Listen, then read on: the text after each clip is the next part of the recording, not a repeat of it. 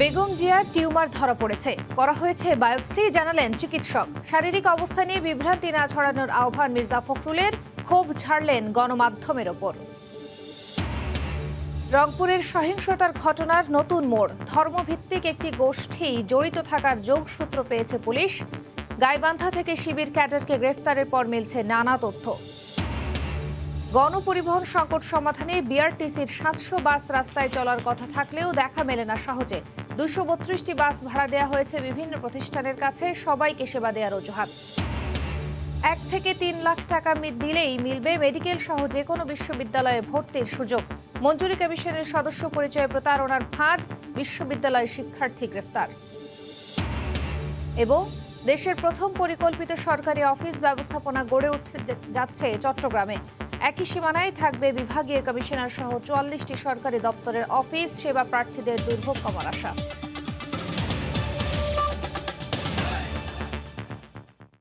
ভোরের সময়ের সঙ্গে আছি আমি খান তাজনিন হাসান।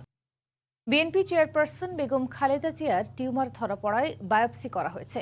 অন্তত 3 সপ্তাহ সময় লাগতে পারে বায়োপসি পরীক্ষার ফল পেতে। সোমবার বিকেলে গুলশানের সংবাদ সম্মেলনে একথা জানান তার চিকিৎসক ডাক্তার AZM জাহিদ। সংবাদ সম্মেলনে মির্জা ফখরুল ইসলাম আলমগীর বেগম জিয়ার শারীরিক অবস্থা নিয়ে বিভ্রান্তি না ছড়ানোর আহ্বান জানান। উন্নত চিকিৎসার জন্য দ্রুত বেগম জিয়াকে বিদেশে নেয়ার আবারও দাবি জানান তিনি। দুর্নীতি মামলায় দণ্ডিত বিএনপি চেয়ারপারসন বেগম খালেদা জিয়া গুরুতর অসুস্থ। সোমবার সকাল থেকে হঠাৎই বিভিন্ন মাধ্যমে আসতে থাকে এমন খবর। এরই মধ্যে তার ছোট ছেলে আরাফাত রহমান কোকুর স্ত্রীর দেশে আসায় সেই গুঞ্জন আরও দানা বাঁধে। এরই প্রেক্ষিতে বিকেলে দলটির গুলশান কার্যালয়ে জরুরি সংবাদ সম্মেলন করা হয়। বেগম জিয়ার শারীরিক অবস্থার বিস্তারিত জানাতে সংবাদ সম্মেলনে যোগ দেন তার চিকিৎসক ডাক্তার ZM জাহিদ। তিনি জানান, জ্বর নিয়ে 12ই অক্টোবর হাসপাতালে ভর্তি হলে বেগম জিয়ার বেশ কিছু শারীরিক পরীক্ষা নিরীক্ষা করানো হয়। ধরা পড়ে তার শরীরে ছোট্ট একটি টিউমার। সিদ্ধান্ত নেওয়া হয় দ্রুত অপারেশনের। পরে তা বায়োপসি পরীক্ষার জন্য পাঠানো হয়। রিপোর্ট পেলেই পুরোপুরি নিশ্চিত হওয়া যাবে তার শারীরিক অবস্থা সম্পর্কে।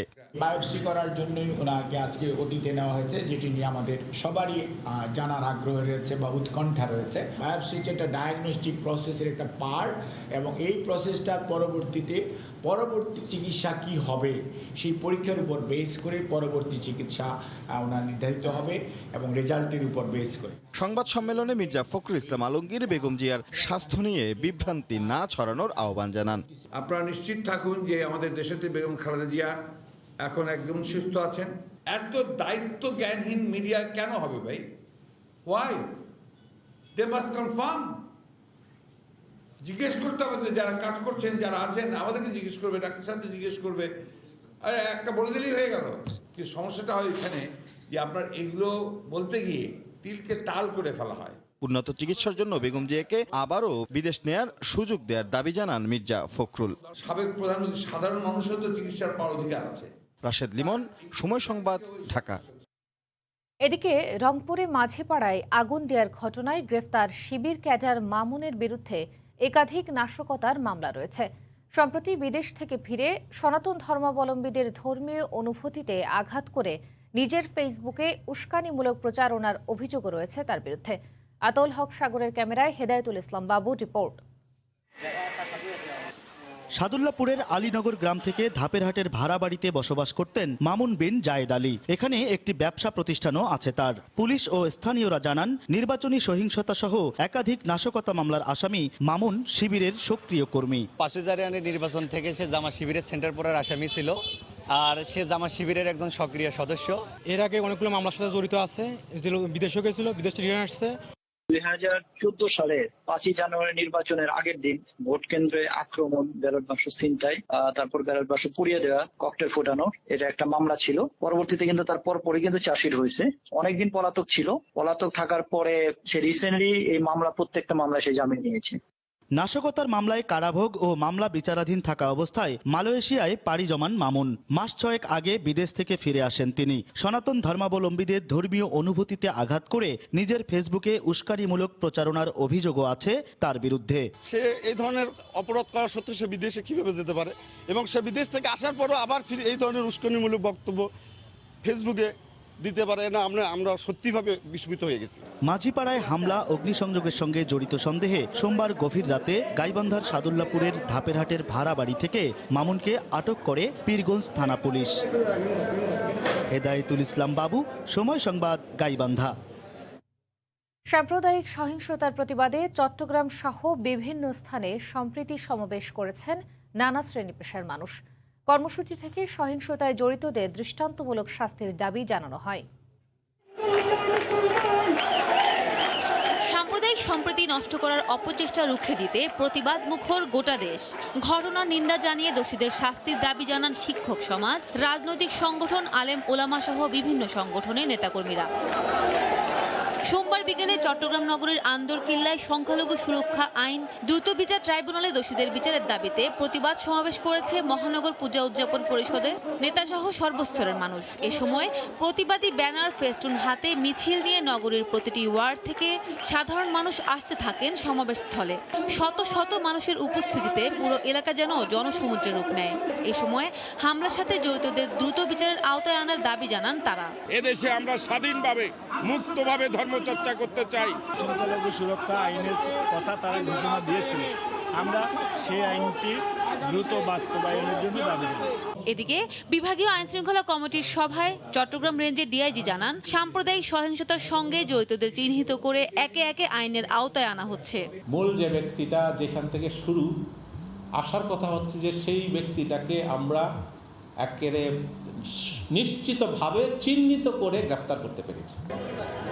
দুর্গোৎসবকে কেন্দ্র করে ঘটে যাওয়া ধ্বংসযজ্ঞের প্রতিবাদে সোমবার কেন্দ্রীয় শহীদ মিনারে অসাম্প্রদায়িক চেতনার জয়গানে সংহতি প্রকাশে আসে দেশের ৮৬টি সংগঠন। কাঁধে কাঁধ মিলিয়ে দেশের সাম্প্রদায়িক অপশক্তিকে রুখে দেওয়ার প্রত্যয় জানান সংগঠনের নেতাকর্মীরা। এ সময় গুজব ও সাম্প্রদায়িক উস্কানি রোধে আরও সতর্ক হওয়ার আহ্বান জানান তারা। রাজপথে সাম্প্রদায়িক শক্তিকে মোকাবেলা করা হবে বলেও হুঁশিয়ারি দেয় ছাত্র সংগঠনগুলো। শুধু কেবলমাত্র সভা সমাবেশ না করে আসলে অন্তরে অসাম্প্রদায়িকতা ধারণ করি।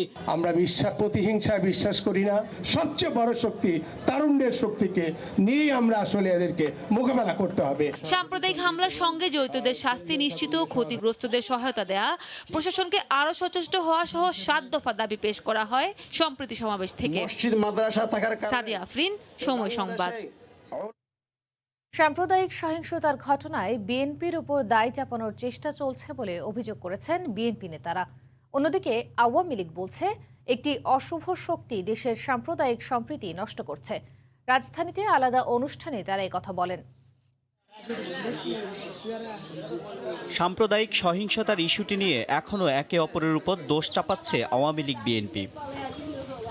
রাজধানীতে আলাদা অনুষ্ঠানে বিএনপি নেতারা বলেন, দেশকে জঙ্গি সন্ত্রাসী রাষ্ট্র হিসেবে চিহ্নিত করে সরকার ক্ষমতায় টিকে থাকতে চায়। এটা রাজনৈতিক চক্রান্ত, দেশের মানুষের মুখে কুলু করে দেওয়ার জন্য রাজনৈতিক চক্রান্ত, বিশ্বের সামনে বাংলাদেশকে একটা জঙ্গি সন্ত্রাসী রাষ্ট্র তুলে ধরার জন্য এই কর্মকাণ্ড হচ্ছে। সরকার এই ধরনের স্পর্শকাতর সাম্প্রদায়িক দাঙ্গার মধ্য দিয়ে তার ক্ষমতা দীর্ঘায়িত করা একটা হীন প্রচেষ্টায় লিপ্ত। এছাড়া রাজধানীতে আলাদা অনুষ্ঠানে আওয়ামী লীগ নেতারা বলেন, বিএনপি জামাত সহ একটি অশুভ শক্তি সাম্প্রদায়িক সম্প্রীতি নষ্ট করছে। সাম্প্রদায়িক সন্ত্রাসের যে অভয়ারণ্য গড়বার পায়তারা করছে দেশের জামাত, বিএনপি ও তাদের সাগরেদ মৌলবাদী তাবেদার অপশক্তি, তাদের বীরদাঁত ভেঙে দিয়ে অসাম্প্রদায়িক বাংলাদেশ বিনির্মাণের আলপথ রচনার আমাদের সঞ্জীবিত হতে হবে। বিএনপি এখন দেউলিয়া, তারা জনবিচ্ছিন্ন, তারা নির্বাচনকে ভয় পায়, তাদের কোনো কর্মসূচি নেই, তারা ষড়যন্ত্র আর গুজব নির্ভর। নিরপেক্ষ তদন্তের মাধ্যমে অপরাধী যেই হোক পূজা মণ্ডপে হামলাকারীদের বিচার হবে। এ ধরনের ঘটনা এড়াতে ধর্ম বর্ণ নির্বিশেষে সবাইকে ঐক্যবদ্ধ হওয়ার আহ্বান জানানো হয়। ইমার আমিন, সময় সংবাদ, ঢাকা। মানবতা বিরোধী অপরাধের দল হিসেবে জামায়াতের বিরুদ্ধে তদন্ত শেষ হলেও 7 বছর ধরে রিপোর্ট পড়ে আছে রাষ্ট্রপক্ষের আইনজীবীর অফিসে। এ অবস্থায় আবারও জামায়াতকে বিচারের মুখোমুখি করার দাবি জানালো তদন্ত সংস্থা। সোমবার মানবতা বিরোধী অপরাধের মামলায় 12 জনের তদন্ত রিপোর্ট চূড়ান্ত হওয়া নিয়ে ব্রিফিংয়ে এ দাবি জানান তারা। মানবতাবিরোধী অপরাধের মামলার বেশ কয়েকটি রায়ে জামায়াত ইসলামীকে অপরাধী সংগঠন হিসেবে আখ্যায়িত করেছেন আন্তর্জাতিক অপরাধ ট্রাইব্যুনাল। দল হিসেবে জামায়াতের বিচারের জন্য তদন্ত প্রতিবেদনও দাখিল করেছে তদন্ত সংস্থা, কিন্তু 7 বছর ধরে প্রতিবেদনটি পড়ে আছে প্রসিকিউশন বিভাগে।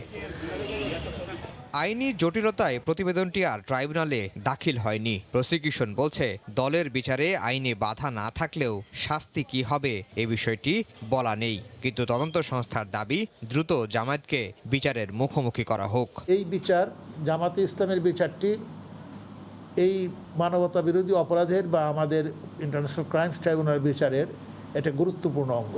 বাংলাদেশে জঙ্গিবাদের উত্থান হচ্ছে, ধর্মান্ধতা সুযোগে অনেক এরকম ঘোলা পানিতে মাছ শিকার করার চেষ্টা করছে। সমূলে উৎপাটন করতে গেলে জামাতের স্বরূপ উদ্ঘাটন করার জন্য এই বিচারটি প্রকাশ্য কোর্টে এই বিচারটি হওয়া উচিত বলে আমি মনে করি। এদিকে গতি নেই মানবতাবিরোধী অপরাধের মামলায় দণ্ডপ্রাপ্তদের আপিল নিষ্পত্তির। আইনমন্ত্রী জানালেন, আপিল বিভাগে ঝুলে থাকা মামলাগুলো দ্রুত সুরাহার উদ্যোগ নেবেন তিনি। যেই আপিলগুলি আপনার আপিল বিভাগে আছে সেই আপিলগুলি যাতে তাড়াতাড়ি শুনানি হয় এটাকে ত্বরান্বিত করার ব্যবস্থা নেব।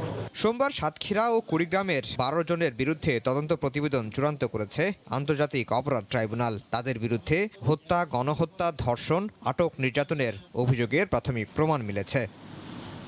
আফজাল হোসেন, সময় সংবাদ, ঢাকা। প্রধানমন্ত্রী শেখ হাসিনা বলেছেন, এশীয় অঞ্চলে ক্ষুধা, দারিদ্র্য ও নিরক্ষরতা দূর করতে সব দেশকেই একসঙ্গে কাজ করতে হবে। গতকাল সকালে গণভবনে প্রধানমন্ত্রীর সঙ্গে বাংলাদেশে নিযুক্ত পাকিস্তানের হাই কমিশনার ইমরান আহমেদ সিদ্দিকী সৌজন্য সাক্ষাৎ করতে গেলে তিনি একথা বলেন। সাক্ষাৎ শেষে প্রেস সচিব ইহসানুল করিম সাংবাদিকদের জানান, প্রধানমন্ত্রী বাংলাদেশের পররাষ্ট্রনীতি তুলে ধরেন। এ সময় বাংলাদেশের সঙ্গে সম্পর্কের মানোন্নয়ে পাকিস্তান আগ্রহী বলে প্রধানমন্ত্রীকে জানান পাকিস্তানের দূত। এছাড়া পাকিস্তানের প্রধানমন্ত্রী ইমরান খানের বার্তা সম্বলিত একটি চিঠি শেখ হাসিনার হাতে তুলে দেন হাই কমিশনার। ভোরের সময় আরও থাকছে, জয়পুরহাটে আবারও সক্রিয় কিডনি বেচাকেনা চক্র। 10 বছরে কিডনি বিক্রি করেছে 350 মানুষ, বেশিরভাগই নানা রোগে আক্রান্ত। সাধারণ মানুষকে সেবা দেওয়ার লক্ষ্যে কেনা হলেও রাজধানীতে বিভিন্ন প্রতিষ্ঠানকে ভাড়া দেওয়া হয়েছে বিআরটিসির 232টি গাড়ি। সরকারি এসব বাস নিজেদের স্টাফ বাস হিসেবে ব্যবহার করছে সরকারি বেসরকারি নানা প্রতিষ্ঠান।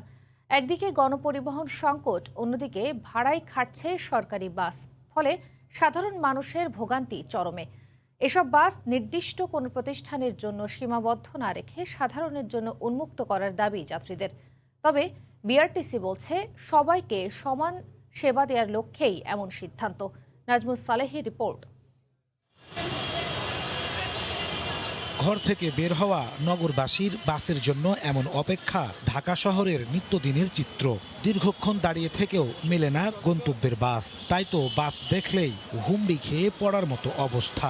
ধাক্কাধাক্কি করে বাসে উঠতে পারাই যেন প্রতিদিনের চ্যালেঞ্জ। 30 মিনিট 45 মিনিট অপেক্ষা করার পর আমরা আমাদের কাঙ্ক্ষিত রুটগুলোতে গাড়ি পাই না। যতগুলো সিট আছে তার থেকে যাত্রী বেশি, অনেক সময় দাঁড়িয়ে যেতে হয়।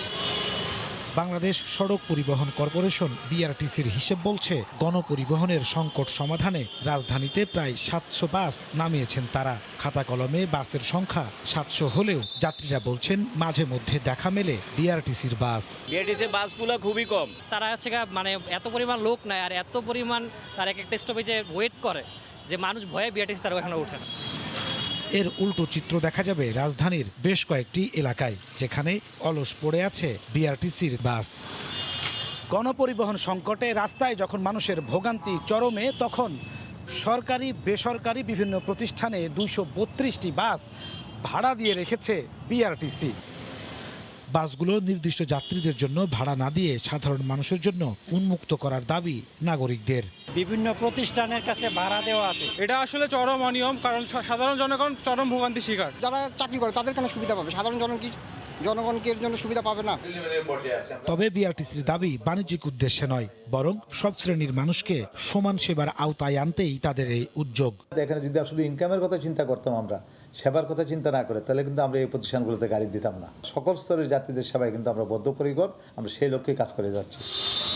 গণপরিবহন সংকট সমাধানে নতুন 320টি বাস কেনার প্রকল্প গ্রহণ করেছে বিআরটিসি। নাজমুস সালেহী, সময় সংবাদ, ঢাকা।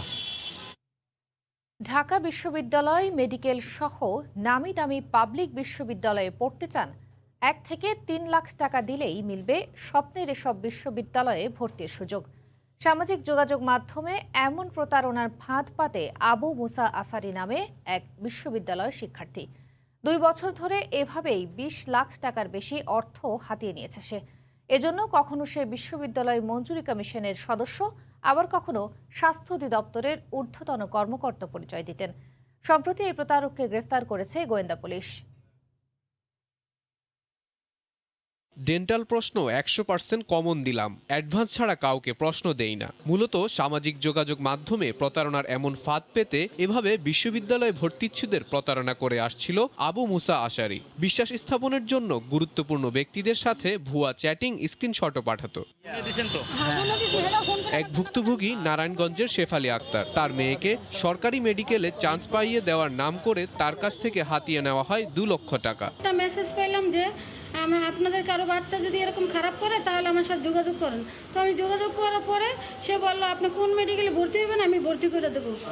সরকারি 3টা medical, Dhaka medical, Suhrawardy medical, Mitford. আমি বললাম মিটফুড ভর্তি করবো। বলে আমি শিক্ষা বোর্ড থেকে বলছি আপনার মেয়েকে আমি 1 নম্বর করে দেবো, আপনি আমার 10 লক্ষ টাকা দেবেন। সামাজিক যোগাযোগ মাধ্যমে ভর্তি পরীক্ষার গ্রুপগুলোতে জয়েন করে ভর্তি ইচ্ছুদের টার্গেট করত মুসা। গোয়েন্দা পুলিশ জানায়, প্রতারক আবু মুসা কখনো বিশ্ববিদ্যালয় মঞ্জুরি কমিশনের সদস্য, আবার কখনো স্বাস্থ্য অধিদপ্তরের ঊর্ধ্বতন কর্মকর্তা পরিচয় দিতেন। অথচ সে বিশ্ববিদ্যালয়ের গণ্ডি এখনো পার করতে পারেনি। বিভিন্ন নামে সে ফেক ফেসবুক আইডি তৈরি করে সে বিশ্ববিদ্যালয়ে যে প্রস্তুতি গ্রুপগুলি থাকে বিভিন্ন গ্রুপে সে নক করে সে তাদেরকে টোপ ফেলে। এখানেই শেষ নয়, কৌশলে ভর্তিচ্ছু ছাত্রছাত্রীদের প্রবেশপত্রের ছবি, মার্কশিট নিয়ে রাখতো এই প্রতারক। টাকা দিতে অপারগতা জানালে দেওয়া হতো হুমকি। ভর্তিচ্ছুরা তার ফাঁদে পড়ে তার কাছে টাকা পয়সা দিয়ে যদি জিম্মি না হয়, অনেকের সার্টিফিকেট এবং মার্কশিট কিন্তু সে ইতিমধ্যে ধ্বংস করে দিয়েছে। ওই পরীক্ষার্থীর আমরা সন্ধান পেয়েছি যে এই ফাঁদে যাতে না পড়ে, এই জন্য এই বিষয়টা আমি মনে করি যে এটা সকলে জানা উচিত। গ্রেফতারকৃত মুসার কাছ থেকে বিশ্ববিদ্যালয় মঞ্জুরি কমিশনের ভুয়া 2টি পরিচয়পত্র ও একাধিক ভুয়া এনআইডি জব্দ করা হয়। হাসিবুল হাসান, সময় সংবাদ, ঢাকা। চট্টগ্রামের কর্ণফুলী নদীর তীরে জেগে ওঠা চরে গড়ে উঠতে যাচ্ছে দেশের প্রথম পরিকল্পিত সরকারি অফিস ব্যবস্থাপনা, যেখানে একই সীমানায় থাকবে বিভাগীয় কমিশনার, জেলা প্রশাসকের কার্যালয় এবং সার্কিট হাউস সহ অন্তত 44টি সরকারি দপ্তরের অফিস। 73 একর জায়গার উপর মিনি সেক্রেটারিয়েট ফর চট্টগ্রাম নামের এই প্রকল্প বাস্তবায়ন হলে সেবা প্রার্থী মানুষের দুর্ভোগ কমার পাশাপাশি সংরক্ষণ করা যাবে ঐতিহ্যবাহী পরীর পাহাড়। শাখাউত টিপুর ক্যামেরায় বিস্তারিত জানাচ্ছেন কমল দে। কয়েক যুগ আগে কর্ণফুলী নদীর তীরে জেগে ওঠা এই চরে শেষ পর্যন্ত হতে যাচ্ছে মিনি সেক্রেটারিয়েট ফর চট্টগ্রাম। প্রধানমন্ত্রীর অনুশাসন পাওয়ার পরপরই শুরু হয়ে গেছে প্রকল্পটি এগিয়ে নেওয়ার কাজ। ইতিমধ্যে প্রাথমিক ডিজাইন করে চূড়ান্ত অনুমোদনের অপেক্ষায় রয়েছে চট্টগ্রামের জেলা প্রশাসন। এক একটি অফিস এক এক জায়গায় থাকাতে আসলে মানুষের অনেক ভোগান্তির সৃষ্টি হচ্ছে।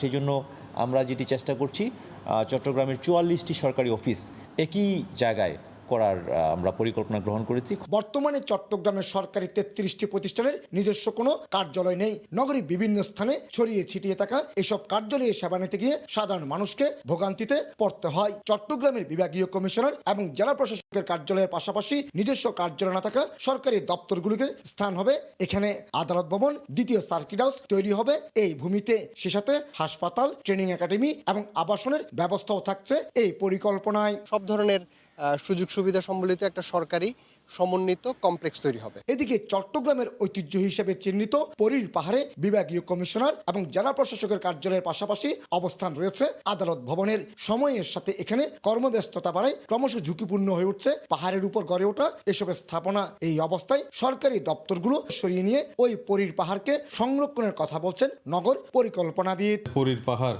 আমাদের একটা ঐতিহ্যবাহী একটা স্থান, সেই পাহাড়কে অবৈধ স্থাপনা মুক্ত করে সংরক্ষণ করা হোক। আগামী বছর থেকে এর নির্মাণ কাজ শুরু হলে 2024 সালের মধ্যে এর কাজ শেষ হবে।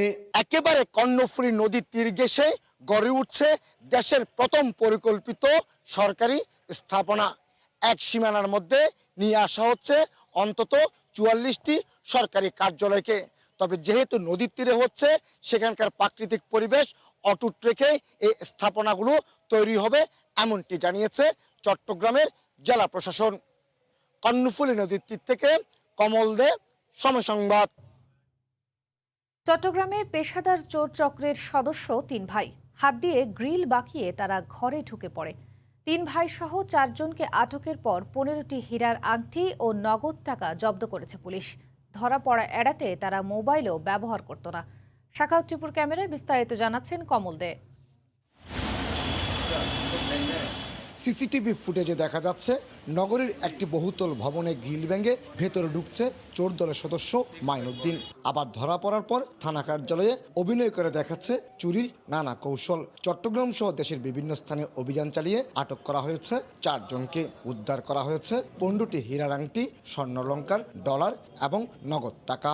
এক ভাই রিক্সা চালায় আর 2 ভাই প্যাসেঞ্জার সেজে উপরে ওঠে, রিক্সার উপরে ওঠার পরে তারা বিভিন্ন অলিয়ে গলিয়ে ঘুরে বাসা টার্গেট করে এক ভাই মাইনুদ্দিন যে বডি বিল্ডার, সে চুরি করে আবার জিমও করে, কিন্তু সে যে কোনো বিল্ডিংয়ের পেছন দিয়ে ওঠে, জানালার গ্রিলকে নিজের শক্তি দিয়ে বাঁকা করে হাত পায়ের সহায়তায় সে বাঁকা গ্রিলের দিয়ে সে বিল্ডিংয়ে প্রবেশ করে।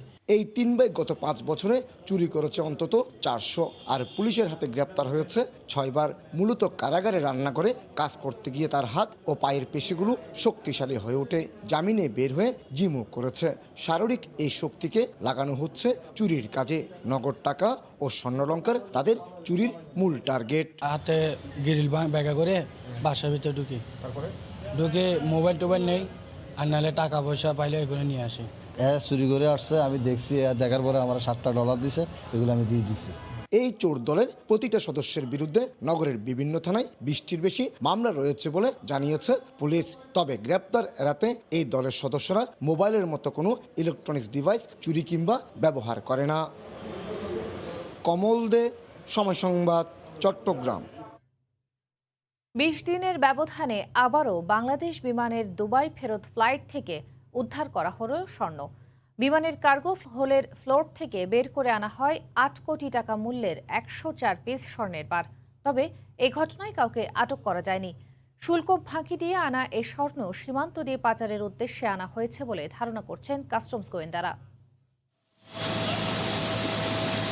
চলতি মাসের শুরুর দিকেই বিমান বাংলাদেশ এয়ারলাইন্সের টয়লেট থেকে 14 কেজি স্বর্ণ উদ্ধার হয়। এর মাত্র 20 দিনের মাথায় আবারও ধরা পড়ল 12 কেজি। রোববার রাত 9টার দিকে শাহজালাল আন্তর্জাতিক বিমানবন্দরের ফ্লাইট BG4148 অবতরণ করে। এরপর কাস্টমস গোয়েন্দারা তল্লাশি চালায়। তল্লাশিতে কার্গো হোলের মাঝখানের দরজার বাম পাশের মেঝেতে অভিনব কৌশলে লুকানো বেল্ট বাঁধা ও স্কচটেপ মোড়ানো 104 পিস স্বর্ণের বার পাওয়া যায়। তবে এবারও কাউকে গ্রেফতার করা যায়নি। কার্গো যারা হ্যান্ডলিং করে তারা ওঠার আগেই আমাদের অফিসাররা সেখানে প্রবেশ করে, তো এটা করতে অনেক ঝামেলা হতে হয়েছে, গিয়ে ওখানে এগুলো পাই। বারবার এমন স্বর্ণ আটকের পর মূল হোতারা কেন রয়ে যায় ধরা ছোঁয়ার বাইরে? সাংবাদিকদের এমন প্রশ্নের জবাবে শুল্ক গোয়েন্দা বলছে, চালান আটকের পর মামলা দায়ের করা পর্যন্ত দায়িত্ব তাদের। কারোর কাছে পাওয়া যায় না, কেউ ছিল না, কাউকে আমরা গ্রেপ্তার করতে পারি নাই। আমরা পুলিশে মামলা করব, মামলা করলে ওখানে কারা দায়িত্ব ছিল, কার্গো হ্যান্ডলিং করার দায়িত্বে কারা ছিল, সে তালিকা পুলিশ নেবে, পুলিশ নিয়ে ব্যবস্থা নেবে।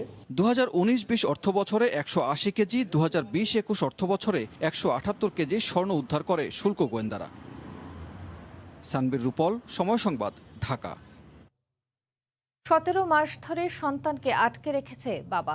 নির্যাতন করে পাগল বলে মাকেও বাসা থেকে বের করে দেওয়ার অভিযোগ উঠেছে পরিকল্পনা প্রতিমন্ত্রীর ছেলের বিরুদ্ধে। তাই সন্তানকে ফিরে পেতে মা হাইকোর্টের দ্বারস্থ হয়েছেন। শুনানি শেষে শিশুটিকে নিয়ে তার বাবার বিদেশ যাত্রায় নিষেধাজ্ঞা দিয়েছেন আদালত। গত বছরের 8 ফেব্রুয়ারি থেকে 5 বছরের শিশু ইসফির আনাহিতাকে কাছে পাননি মা। এ কদিন শুধু ভিডিও কলে কথা বলার সুযোগ হয়েছে, তাও আদালত থেকে অনুমতি পাওয়ার পর। মায়ের অভিযোগ, 6 বছরের সংসারে শ্বশুরবাড়ির অকথ্য নির্যাতন সহ্য করতে হয়েছে তাকে। পাগল বলে বের করে দেওয়া হয় বাড়ি থেকে। ভিডিও কলে কথা বলার সুযোগ দিলেও সন্তানকে পরিচয় করে দেওয়া হতো খালা হিসেবে। শারীরিক মানসিক নির্যাতন, আমাকে প্রতিনিয়ত সবার কাছে অপদস্থ করা হতো, আমাকে পাগল বলা হতো। এমনকি বাচ্চাও পর্যন্ত ধরে রেখেছে, বাচ্চাকে দিয়ে পর্যন্ত বলিয়েছে তোমার মাকে পাগল ডাকো। তার অভিযোগ, স্বামীর পরিবার প্রভাবশালী হওয়ায় ভয়ভীতি দেখানোর কারণে আইনের আশ্রয় নিতে পারেননি তিনি। মা বাচ্চাকে দেখতে পারবে না, এরকম আসলেই কোনো আইন নাই।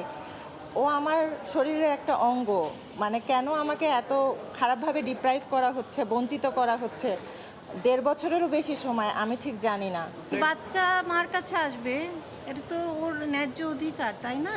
তাই সন্তানকে কাছে পেতে হাইকোর্টের দ্বারস্থ হলেন মা।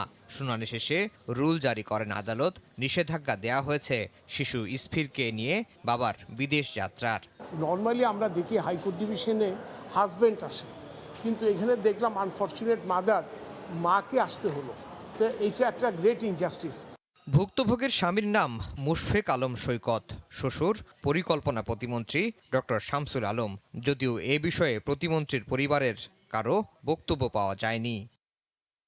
আফজাল হোসেন, সময় সংবাদ, ঢাকা। আদি বুড়িগঙ্গা চ্যানেল উদ্ধারে রাজধানীর কামরাঙ্গীর চরে দ্বিতীয় দিনের উচ্ছেদ অভিযান শুরু হতে না হতেই বন্ধ হয়ে যায় এক্সকেভেটর।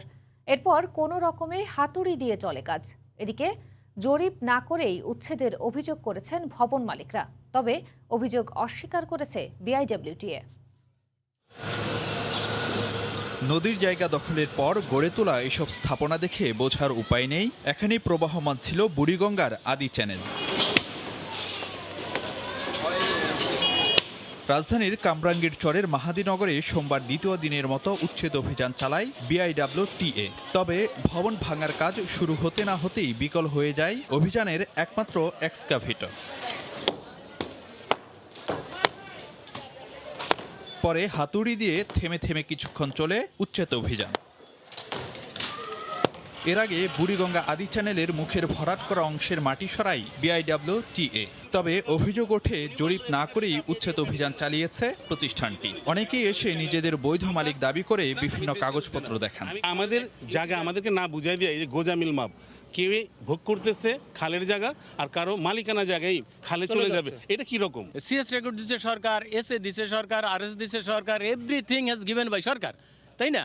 তাহলে আমরা ওই কাগজ দিয়েই কিনছি, ওই কাগজ দিয়ে খাজনা খারিজ দিছি। এই তো সরকার আমার একবার বিল দিছে এবং সরকার আমার থেকে খাজনা নিছে। তো যদি খাজনা নিয়ে থাকে, বিল দিয়ে থাকে, আমার আরএসএ মালিক, সিএসএ মালিক, ওনারা এইটা কিভাবে এই মনে করেন উচ্ছেদ অবৈধ বলে উচ্ছেদ অভিযান চালায়? বড় বড় কোম্পানিগুলি এখনও দাঁড়া রয়েছে, কিন্তু মাঝখান দিয়ে কি খালো হয়? আপনি প্রথম দিয়ে শুরু না করে কিভাবে মাঝখান দিয়ে ভাঙতেছেন? তবে এমন অভিযোগ মানতে নারাজ বিআইডব্লিউটিএ। খাল নদী রাষ্ট্রের সম্পদ, এটা কারণ আমার নামজারি হওয়ার সুযোগ, নামজারি হলো সেটা নাল অ্যান্ড ভয়েড, সেটা সম্পূর্ণ অবৈধ।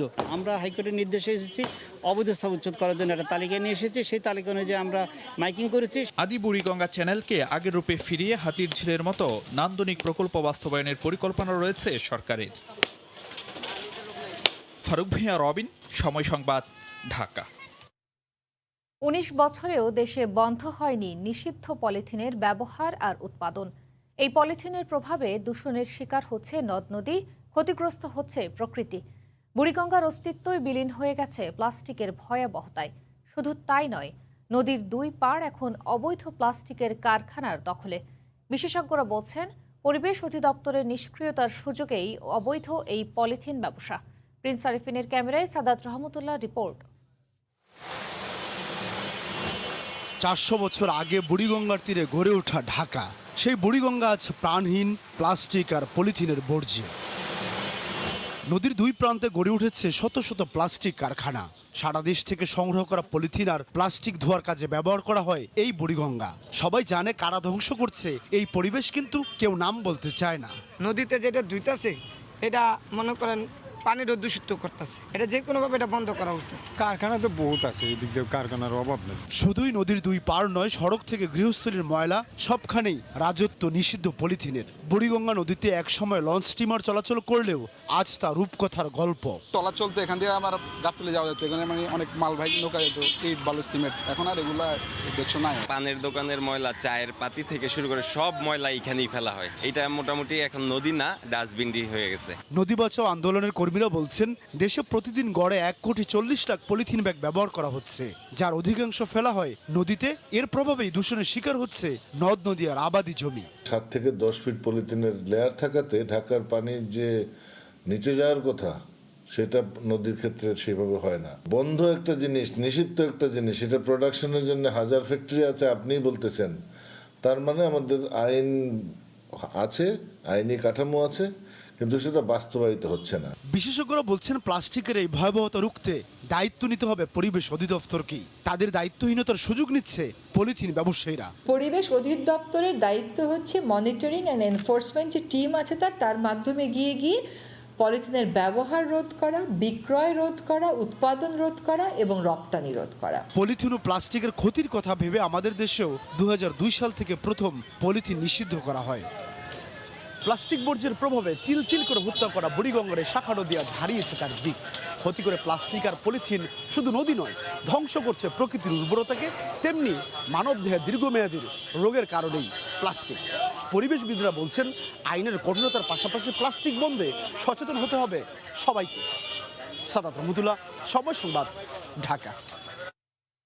এখন থেকে স্মার্টফোনের মাধ্যমে 3 দিন আগেই জানা যাবে বন্যা পূর্বাভাসের সকল তথ্য। ফলে রক্ষা পাবে নদী তীরবর্তী এলাকা ও উপকূলীয় অঞ্চল। আর যাদের স্মার্টফোন নেই তাদের কাছে পৌঁছে যাবে বন্যা পূর্বাভাস SMS। সোমবার বিকেলে ডিজিটাল পদ্ধতিতে বন্যা পূর্বাভাস ও সতর্কীকরণ শীর্ষক অনুষ্ঠানে এসব তথ্য জানায় পানি সম্পদ মন্ত্রণালয়। বাংলাদেশের নদী তীরবর্তী উপকূলীয় অঞ্চলে প্রতি বছরই কম বেশি বন্যা বা প্রাকৃতিক দুর্যোগে ব্যাপক ক্ষয়ক্ষতি হয়। আর এসব ক্ষয়ক্ষতি থেকে রক্ষা পাওয়ার অন্যতম মাধ্যম হচ্ছে পূর্ব সতর্কতা বা পূর্বাভাস। বন্যা পূর্বাভাস না পাওয়ায় প্রতি বছর ব্যাপক ক্ষয়ক্ষতি হয়। এই প্রক্রিয়ায় এখন থেকে বানের পানি আসার কমপক্ষে 3 দিন আগে ডিজিটাল পদ্ধতিতে স্মার্টফোনের মাধ্যমে বন্যা পূর্বাভাসের তথ্য পৌঁছে যাবে দেশের প্রতিটি মানুষের কাছে। এতে পূর্ব প্রস্তুতির সুযোগ পাবেন প্রান্তিক জনগোষ্ঠী। সোমবার রাজধানীতে পানি সম্পদ মন্ত্রণালয় আয়োজিত ডিজিটাল পদ্ধতিতে বন্যা পূর্বাভাস ও সতর্কীকরণ ব্যবস্থার উদ্বোধন করা হয়। 2020 সাল থেকে দেশের নদী তীরবর্তী 14টি জেলার 38টি উপজেলায় এই কার্যক্রমটি পরীক্ষামূলকভাবে চালু করা হয়। আর ওই সময় প্রায় 10 লাখ মানুষের কাছে বন্যা পূর্বাভাসের তথ্য পৌঁছে দেওয়া হয়েছে। ডিজিটাল বন্যা পূর্বাভাসের সুবিধা পেতে হলে সিস্টেমকে আরও ডেভেলপ করার তাগিদ দেন নীতি নির্ধারকরা। মেসেজটা দেওয়া হলো, সেটার সঙ্গে খুব মিল পাওয়া যাচ্ছে না। এটা আমি সঙ্গে সঙ্গে ওখান থেকে ফোন করে জানালাম এবং তারপরে আবার এটাকে রিভিউ করা হলো। দেখা গেল যে তখন একেবারে আমরা পরীক্ষা নিরীক্ষা পর্যায়ে ছিলাম, প্রাথমিক পর্যায়ে ছিলাম, টাইমিংয়ে একটু গোলমাল হয়ে গেছিল। আর বন্যা পূর্বাভাসের মাধ্যমে বন্যার ব্যাপকতা, কৃষক ও কৃষির সুরক্ষা তথ্য জানা যাবে। নদী ভাঙন কবলিত এলাকার ঝুঁকিপূর্ণ এলাকাগুলোকে নির্ধারণ করা দেয়, সেগুলোকে টার্গেট নিয়ে আমরা কাজ করছি। আমাদের এই কার্যক্রম অব্যাহত থাকবে। 2020 সালে বন্যা কবলিত এলাকার 3 লক্ষ অ্যান্ড্রয়েড ফোন ব্যবহারকারীকে প্রায় 10 লক্ষ পোস্ট নোটিফিকেশন প্রেরণ করা হয়। পুরো প্রক্রিয়াটি বাস্তবায়নে কাজ করছে পানি উন্নয়ন বোর্ড, গুগল, A2I ও রেড ক্রস। ওবায়দুল্লাহ মামুন, সময় সংবাদ, ঢাকা। ভোরের সময় আরও থাকছে, করোনাকালে চাহিদা বেড়ে যাওয়ায় লাভবান টাঙ্গাইলের মধুপুরের কৃষক ও ব্যবসায়ীরা।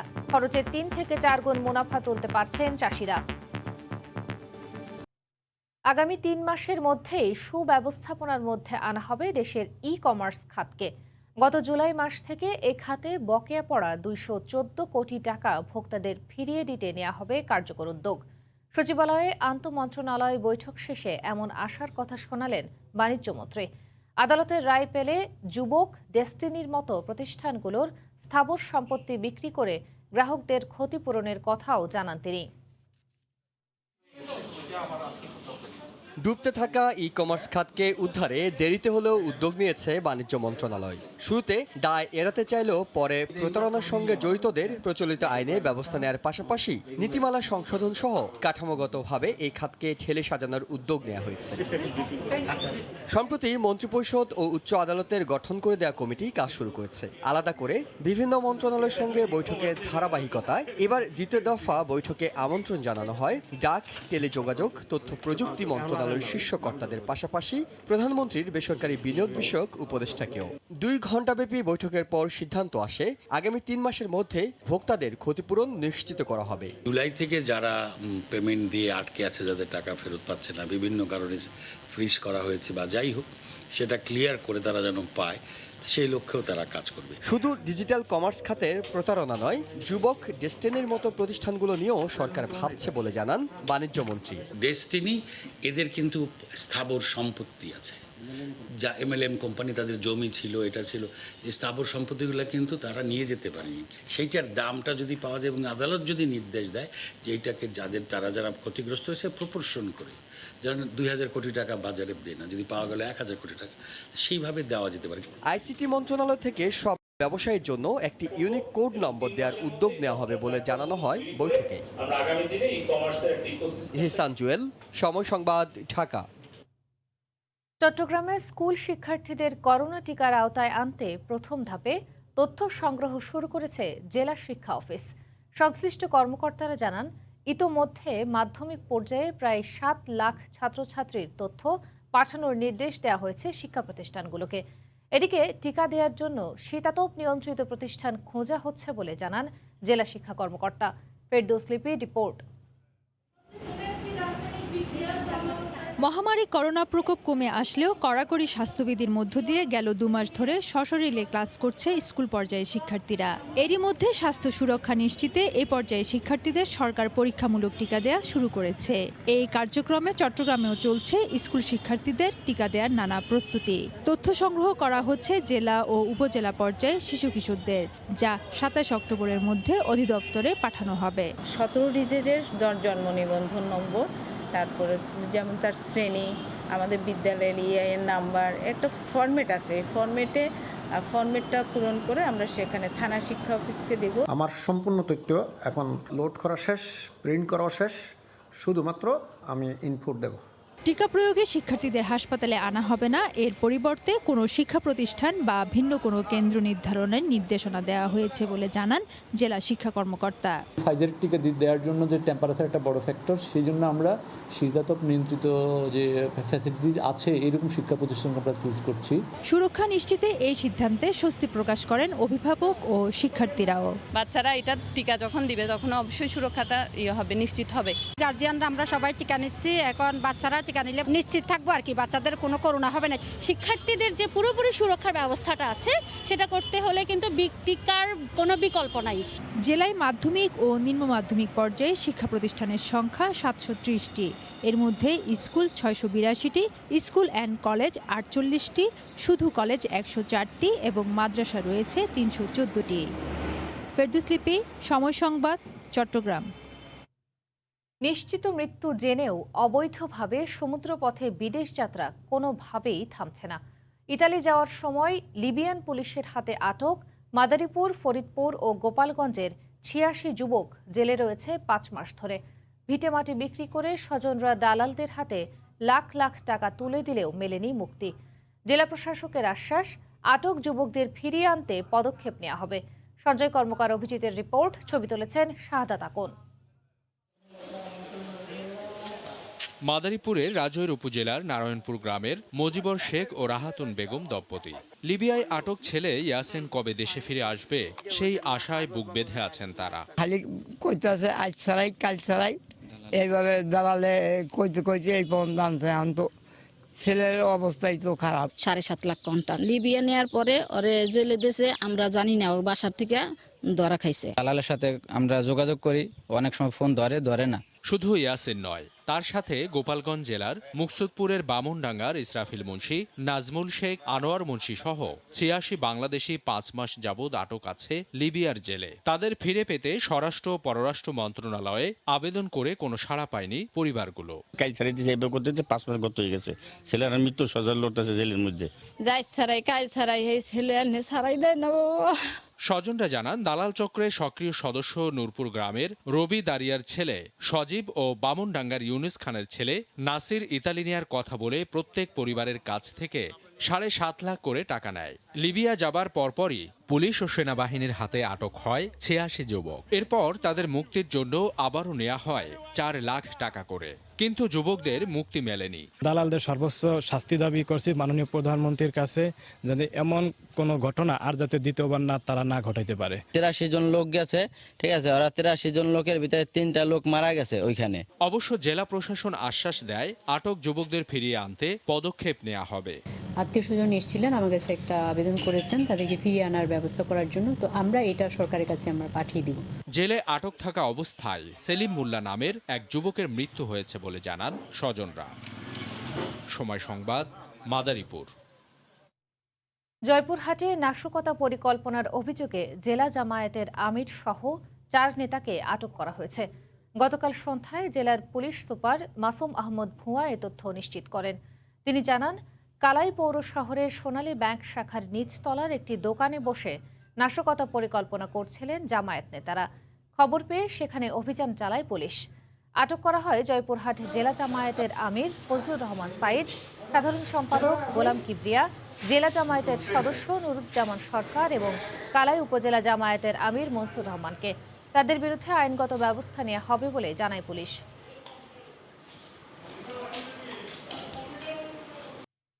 দীর্ঘ ২২ দিন মাছ ধরা বন্ধ থাকার পর পদ্মা ও মেঘনা নদীর পানিতে জাল ফেলেছেন জেলেরা। এর আগে প্রজনন মৌসুমে মা ইলিশ সংরক্ষণে নদীতে সব ধরনের মাছ ধরা নিষিদ্ধ ছিল। বিস্তারিত জানাতে এই মুহূর্তে চাঁদপুরের হরিণাঘাট এলাকায় আছেন সহকর্মী ফারুক আহমদ এবং মাওয়া মৎস্য আড়তে আছেন সহকর্মী নাসিরউদ্দিন উজ্জ্বল। সরাসরি যাব তাদের কাছে। প্রথমে যাচ্ছি ফারুকের কাছে। ফারুক, তাজদিন, আপনি জানেন যে প্রজনন মৌসুমের কারণে দীর্ঘ ২২ দিন নদ নদীতে মাছ ধরা নিষিদ্ধ ছিল, অর্থাৎ চাঁদপুরের পদ্মা মেঘনার অভয়াশ্রম সহ দেশের যে 6টি অভয়াশ্রম আছে যেখানে ইলিশে ডিম ছাড়ার জন্য বিচরণ করেছিল, সেখানে ২২ দিন মাছ ধরা নিষিদ্ধ থাকার কারণে একটা পরিবেশ ছিল যখন নদীতে কেউ ছিল না, আর সেই পরিবেশটা পাল্টে গেছে গত মধ্যরাতে। অর্থাৎ সেই নিষেধাজ্ঞা উঠে যাওয়ার পর থেকে কিন্তু জেলেরা দল বেঁধে মাছ ধরতে শুরু করেছেন। গত মধ্যরাত থেকে নদীতে, চাঁদপুরের পদ্মা মেঘনার বিস্তীর্ণ নদীতে শত শত জেলে নৌকা নেমে পড়ে। তারপরে আসলে জেলেরা এই মাছ নিয়ে তারা ডাঙায় ফিরতে শুরু করেন। বিশেষ করে নদী পাড়ে যে মাছের আড়তগুলো আছে সেখানে তারা ফিরতে শুরু করেছেন। তো আমি ভোর থেকে লক্ষ্য করেছি যে চাঁদপুরের হরিণাঘাট সহ এবং উত্তরের ষাটনল থেকে দক্ষিণের চর ভৈরবী পর্যন্ত প্রায় 250 থেকে 300 মাছের বাজার রয়েছে, যেখানে পাইকারি ইলিশ সহ অন্যান্য মাছের বেচা কেনা হয়। সেই আড়তগুলোতে আমি লক্ষ্য করেছি যে আসলে শুরুতে আসলে জেলেদের যে একটা প্রত্যাশা ছিল যে 22 দিন পর তারা কাঙ্ক্ষিত মাছ পাবে, আসলে সেই মাছের দেখা এখন মিলছে না। তবে ছোট বড় মিলে নানা ধরনের মাছ কিছু কিছু আসতে শুরু করেছে। জেলেরা জানিয়েছেন যে আসলে 22 দিন তাদের যে প্রতীক্ষা ছিল, সেই প্রতীক্ষার পরে হয়তো তারা শুরুতে একটা ভালো কিছু ফলাফল প্রত্যাশা তাদের ছিল, কিন্তু তেমনটি এখন পর্যন্ত সেই তাদের যে একটা মলিন মুখ, অর্থাৎ 22 দিনের তাদের যে একটা কষ্ট, সেই কষ্টটা আসলে শুরুতে আমরা দেখতে পাইনি। তবে আমরা অনেকে বলেছেন যে আসলে এখন যে সময়টি, অর্থাৎ মা ইলিশ যখন ডিম ছাড়ে তারপর আসলে দল বেঁধে কিন্তু ইলিশের ঝাঁকগুলো আবার সাগরে ফিরে যায়। সেক্ষেত্রে নদীতে মাছের বিচরণ তেমন একটা নেই বললে জেলেদের কেউ কেউ বলছেন। আবার এমন অনেক জেলে আছেন, অভিজ্ঞ জেলে, যারা দীর্ঘদিন ধরে ইলিশে ধরার সাথে সম্পর্কিত আছে। তারা আমাকে জানিয়েছেন যে এখন যে মৌসুমটি আছে এই সময় কিন্তু বড় বড় আকারের ইলিশ থাকে, তবে যেই পরিমাণ কারেন্ট জাল ব্যবহার হচ্ছে বিভিন্ন স্থানে, সেই দিক বিবেচনা করলে কিন্তু চাঁদপুর পর্যন্ত যে ইলিশের ঝাঁকটি আসলে সেটি আসা একটা দুরূহ ব্যাপার হয়ে দাঁড়িয়েছে। তো আমি চাঁদপুরের গত 22 দিন নদীতে আমি ঘুরেছি, আমি দেখেছি যে আসলে সরকারের যে নিষেধাজ্ঞা, সেই নিষেধাজ্ঞা উপেক্ষা করেও কেউ কেউ মাছ ধরার চেষ্টা করেছেন আসলে জীবন জীবিকার তাগিদে। সেখানে তারা আইনের কাছে সোপর্দ হয়েছেন, ফলে এখানে তাদের একটা অনিশ্চিত জীবন এখন বহন করতে হচ্ছে। আর চাঁদপুরের যে সরকার সরকারি এবং বেসরকারি হিসাবে সব মিলিয়ে যে লক্ষাধিক জেলে আছে, তারা কিন্তু আসলে মূলত এই নদীর সাথে তাদের সম্পর্ক, অর্থাৎ তারা জল এবং জাল এই হলো তাদের জীবন। আর এই জলের সঙ্গে জালের তাদের যে নিবিড় সম্পর্ক, সেই সম্পর্কটি নিয়ে আসলে তারা মূলত পরিবার পরিজন নিয়ে বেঁচে থাকার স্বপ্ন দেখে। তো আমি চাঁদপুরের এখন যে হরিণাঘাটে আছি, সেখানে আমি দেখেছি এখানে আসলে যে মাছের বাজারটি রয়েছে, পাইকারি বাজার, এখানে ছোট বড় মিলিয়ে প্রায় 20 থেকে 30 জন ব্যবসায়ী আছেন। এদের কেউ কেউ এখনও বসে আছেন শুধু খালি হাতে, আবার কারো কারো কাছে কিছু মাছ সংগ্রহ হচ্ছে, অর্থাৎ যারা এখানে টাকা লগ্নি করেছেন, জেলেদের কাছে টাকা খাটিয়েছেন, তাদের কাছে মূলত জেলেরা যে মাছগুলো পাচ্ছেন সেগুলো নিয়ে ফিরে আসছেন এবং দরদাম করতেও আমি দেখেছি। তো আমি সকাল থেকে যেই আরেকটি বিষয় লক্ষ্য করেছি, আসলে এখানে খুব বড় আকার ইলিশ যেমন পাওয়া যাচ্ছে, ছোট আকারের ইলিশও পাওয়া যাচ্ছে। তার সাথে কিন্তু নদীর অন্যান্য যে মাছগুলো আছে, পাঙ্গাস, আইড় সহ অন্যান্য মাছ, সেগুলোও কিন্তু পাওয়া যাচ্ছে। আরেকটি কথা, যে চাঁদপুরের যে প্রধান পাইকারি মাছের বাজার বড় স্টেশন, আসলে সেটি এখনও জমে উঠেনি। সেটি বেলা 11টা থেকে দুপুর 2টা পর্যন্ত সেখানে একটা জমজমাট পরিবেশ থাকে। তো এবার শুরুতে আসলে সেই পরিবেশটি থাকবে কিনা সেটিও আমরা এখনও নিশ্চিত করে বলতে পারি না। জেলেদের কথা যদি আমি আরেকটু আপনাকে জানাতে চাই, যে তাজদিন, আপনি জানেন যে চাঁদপুরে যারা প্রান্তিক জেলে আছে, তাদেরকে সরকার যেই প্রণোদনা দিয়েছিল 20 কেজি হারে চাল, আসলে এই চালটি তাদের এই 20-22 দিনের জন্য 3-4 দিনের খাবারও মূলত হচ্ছে না। জেলেদের কথা হলো যে চালের সঙ্গে তো আনুষঙ্গিক উপকরণও লাগে, ডাল, তেল, লবণ, সেই বিষয়গুলো আসলে সরকারকে একটু ভাবতে হবে। কারণ তারা মূলত তাদের যে প্রধান জীবিকা, মাছ ধরে নদীতে তাদের অবস্থান করা এবং পরিবার পরিজন নিয়ে তারা বেঁচে থাকা, সেই বেঁচে থাকার তাদের যে স্বপ্নটি, আসলে সেই স্বপ্নটি যদি বাস্তবে রূপ না হয়, তাহলে জেলেদের জীবন ধারণ কষ্ট হয়ে দাঁড়াবে। তো আমি যদি তাজদিন আপনাকে জানাতে চাই যে চাঁদপুরের এই যে মাছের যে অবস্থা, ইলিশ ধরার যে পরিবেশটি, এটি আসলে সবার একটা প্রত্যাশা থাকবে যেন জেলেদের পুরনো যেই ক্ষতিটি সেটি পুষিয়ে উঠবে। একই সঙ্গে যারা মাছ ব্যবসার সঙ্গে জড়িত, তারাও তাদের এই ক্ষতিটি কাটিয়ে উঠতে সক্ষম হবে। তো আমি চলে যাচ্ছি মাওয়াঘাটে, যেখানে আছেন আমার সহকর্মী উজ্জ্বল, আপনি হয়তো জানাবেন যে মাওয়াঘাটে কি পরিমাণ মাছের সরবরাহ বেড়েছে। মুন্সিগঞ্জের যে পদ্মা তীরের ঐতিহ্যবাহী আড়ত, সেখানে কিন্তু এই 22 দিন পরে এখন ইলিশের যে জৌলস সেটি শুরু হয়েছে এবং দূর দূরান্ত থেকে কিন্তু ক্রেতারা এই পদ্মার সুস্বাদু ইলিশের স্বাদ নেবার জন্য এসছে। আপনাদের যদি দেখাতে পারি যে এখানে যে ইলিশের ব্যাপক চাহিদা, ভোর থেকে কিন্তু আজানের পর থেকে কিন্তু এখানে বেচা কিনা শুরু হয়ে গেছে এবং পুরো হাট জুড়ে কিন্তু শুধু ইলিশ, পদ্মার ইলিশ।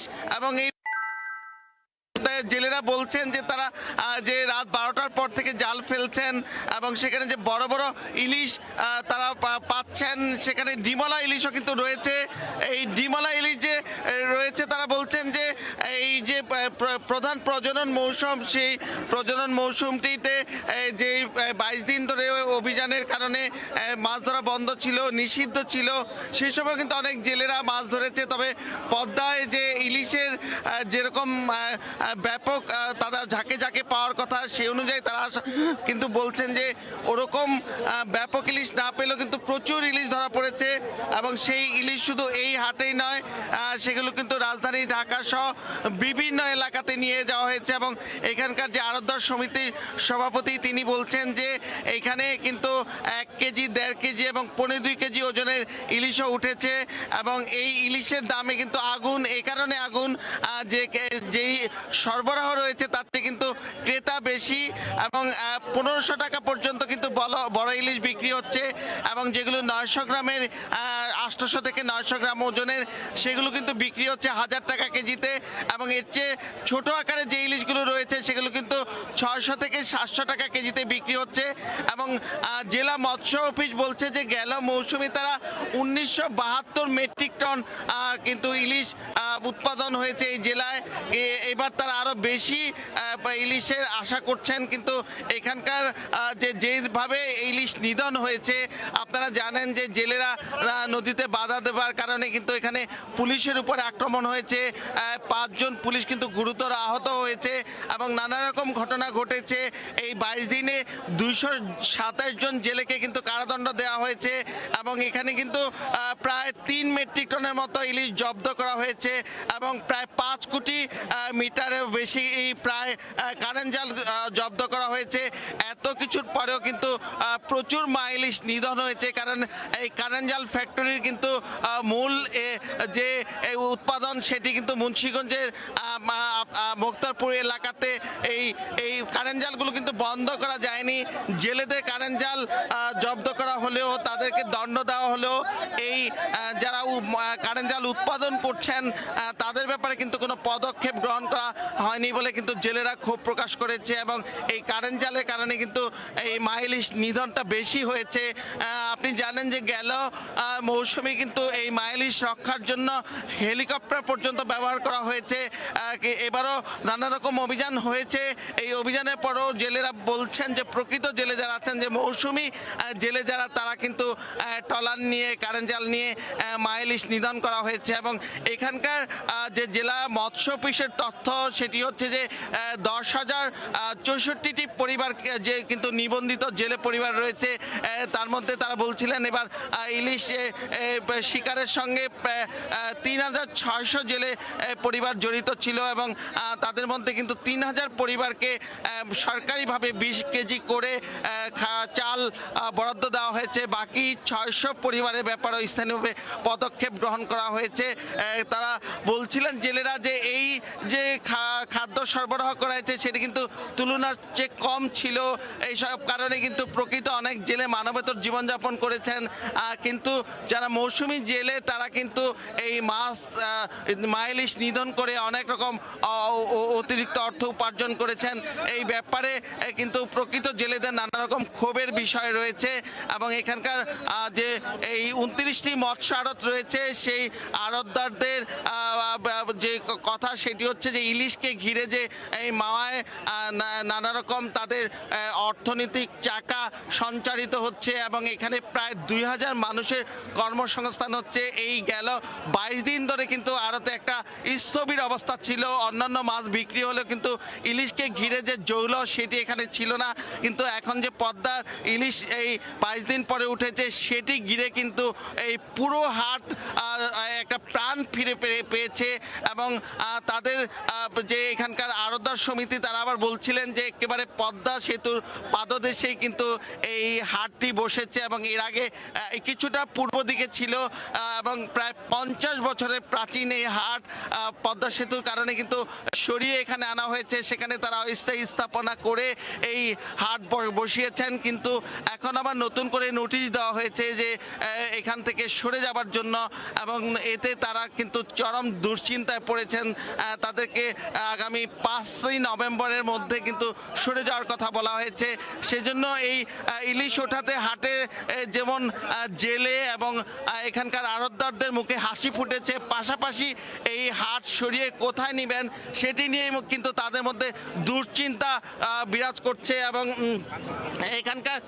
এখানকার যে নানা রকম ক্রেতারা এসেছিলেন তারাও কিন্তু বলছেন যে নানা অঞ্চল, রাজধানী ঢাকা সহ নানা এলাকা থেকে যে ক্রেতারা আসছেন, যে তারা বলছেন যে এখানকার যে সড়কটি সরু এবং নানা রকম ব্যবস্থাপনার ক্ষেত্রে কিন্তু তাদের চ্যালেঞ্জের কথা বলা হয়েছে। তারা বলছেন যে এই ঐতিহ্যবাহী হাটটিকে যথাস্থানে এবং ভালো একটি জায়গায় স্থায়ীভাবে করবার জন্য।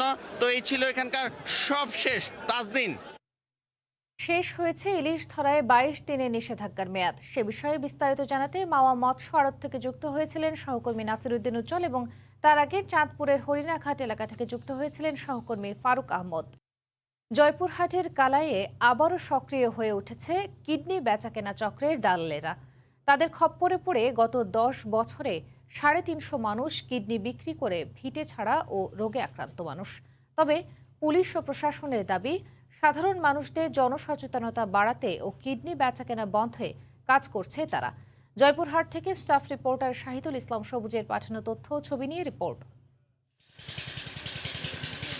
দেশের আইন অনুযায়ী কিডনি বিক্রিতে রয়েছে নানা নিষেধাজ্ঞা, অথচ জয়পুরহাটের কালাইয়ে স্থানীয় দালাল চক্রের খপ্পরে পড়ে 2011 সাল থেকে শুরু হয় কিডনি বিক্রির প্রবণতা। সে সময় গণমাধ্যমে কিডনি বিক্রির খবর প্রকাশ পেলে নড়েচড়ে বসে স্থানীয় প্রশাসন।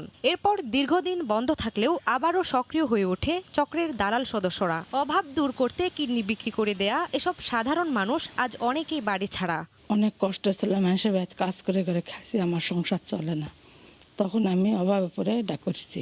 আমি অভাবের কারণে ঢাকা পিজি হাসপাতালে 2 লাখ টাকা দিয়ে আমার কিডনি আমি বিক্রি করেছি।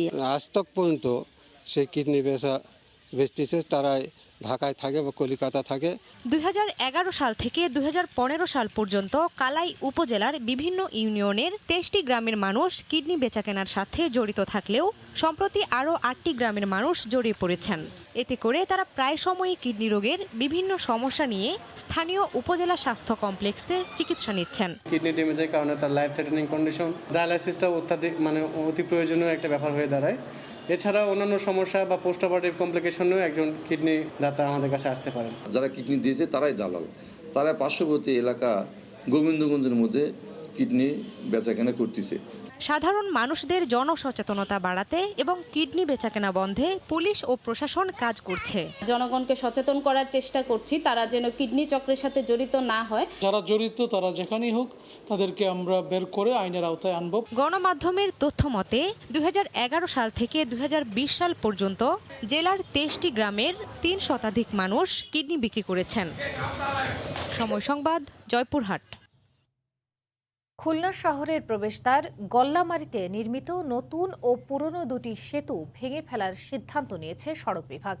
সেই সাথে 56 কোটি টাকা ব্যয়ে 4 লেনের নতুন সেতু নির্মাণের প্রস্তাব মন্ত্রণালয়ে পাঠিয়েছে সংস্থাটি। নদীর 2 তীরে ইউলুপ সহ হাতির ঝিলের আদলে তৈরি হবে নতুন এই সেতু। এর নকশা তৈরির কাজ করছে খুলনা প্রকৌশল ও প্রযুক্তি বিশ্ববিদ্যালয়। খুলনা থেকে তরিকুল ইসলামের প্রতিবেদন, ক্যামেরায় ছিলেন আবুল বাশার। যানবাহনের চাপ বেড়ে যাওয়ায় 2014 সালে গল্লামারীতে প্রায় 7 কোটি টাকা ব্যয়ে ময়ূর নদীর উপর থাকা একটি সেতুর পাশে নতুন একটি সেতু তৈরির কাজ শুরু হয়, যা শেষ হয় 2016 সালে। তবে অপরিকল্পিতভাবে নদীর পানির উচ্চতা থেকে মাত্র 5 ফুট উঁচুতে তৈরি হয় ব্রিজটি। এরপর নতুন করে শেরেবাংলা রোড 4 লেনে উন্নীত করার কাজ শুরু হয়। সেতুটি সড়ক থেকে নিচু হয়ে যাওয়ার শঙ্কা দেখা দেয়। ফলে এখানে আগেই থাকা সেতুটি সহ নতুন নির্মিত দুটি সেতুই ভেঙে ফেলার সিদ্ধান্ত নেওয়া হয়। বর্তমানে সেতু দিয়ে চলাচলে নানা ভোগান্তিতে পড়ছেন সাধারণ মানুষ। এই আশেপাশে চলাফেরা বহুত কষ্ট হয়, ওদিকে লোক আসতে পারে না, এদিকে লোক যাইতে পারতেছে না। এই যে ব্রিজটা এখন আছে, যে কোনো মুহূর্তে ভেঙে ছড়ে পড়বে, এতে যাত্রীর জীবনের ঝুঁকিপূর্ণ, আমাদের ঝুঁকিপূর্ণ। জামে পড়ে থাকতে ওই জায়গায় গেলে 5 মিনিট 4 মিনিট চলে যায়।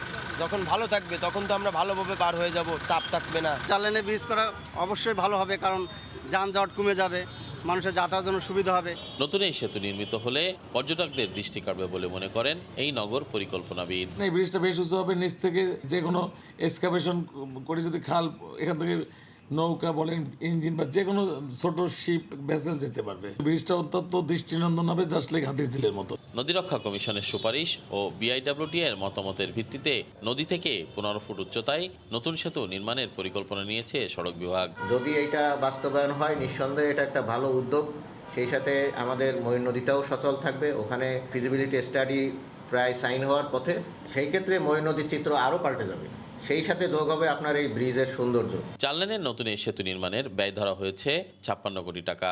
সেতুটির দৈর্ঘ্য হবে 74 মিটার আর প্রস্থ 22 মিটার। তরিকুল ইসলাম, সময় সংবাদ, খুলনা।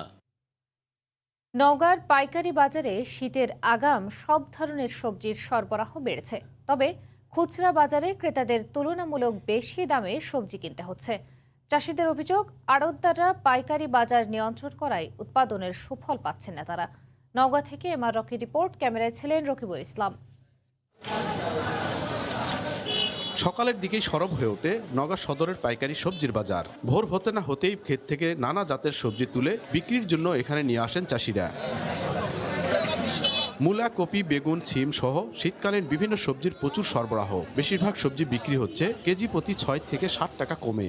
20 থেকে 25 টাকা দাম দর বিক্রি করলে আমার ভালো হবে, কিন্তু দাম বলতেছে 18, 15, 17। ন্যায্য মূল্যটা পাচ্ছি না, আমরা উৎপাদন করব কি করে?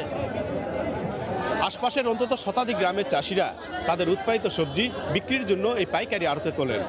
খুচরা বাজারে সবজির চড়া দাম থাকলেও তার সুফল পান না প্রান্তিক পর্যায়ের চাষিরা, এমন অভিযোগ কৃষকদের। পাইকারি বাজার থেকে খুচরা বাজারে যা মাত্র দামটা ডবল হয়ে যাচ্ছে। মূলা বিক্রি হচ্ছে 20 টাকা 25 টাকা কেজি। পাইকারি বাজারে প্রতিদিন বিপুল পরিমাণ সবজি বেচা কেনা হয়। জায়গা সংকটে ক্রেতা বিক্রেতার ভোগান্তি নিরসনে বিকল্প হাট বসানোর দাবি ব্যবসায়ী নেতাদের। জায়গাটা বিভিন্ন দিক দিয়ে ছোট হয়ে আসছে, কৃষকের আস্তে আস্তে মাল এখানে ফলে উঠছে, যার ফলে সাব বাজার একটা হয়ে লাগে আমাদের সুবিধা। প্রতিদিন নওগাঁ পাইকারি বাজারে 20 থেকে 25 লাখ টাকার সবজি বেচা কেনা হয়। এমআর রকি, সময় সংবাদ, নওগাঁ। ভারত থেকে আমদানি বাড়ায় এবং সময় মতো খালাস না করায় হিলি স্থলবন্দরে সৃষ্টি হয়েছে পণ্যজট। পণ্যবাহী ট্রাকগুলো বন্দরে ফেলে রাখা হচ্ছে দিনের পর দিন। এতে বন্দরের ভেতরে বাইরে সৃষ্টি হচ্ছে যানজট আর ভোগান্তিতে পড়তে হচ্ছে আমদানিকারকদের। হিলি থেকে শফিকুল ইসলাম শফিকের তথ্য ছবিতে রিপোর্ট। আমদানির পর পণ্যবাহী ট্রাক ফেলে রাখা হয় বন্দরের ভেতরে, আর সেখানে পণ্য বেচা কেনার সুযোগ থাকায় সেই সুযোগ কাজে লাগান অনেক আমদানিকারক। ফলে দিনের পর দিন বন্দরে পড়ে থাকে পণ্যবাহী ট্রাক, স্তূপ করে রাখা হয় আমদানিকৃত পাথরও।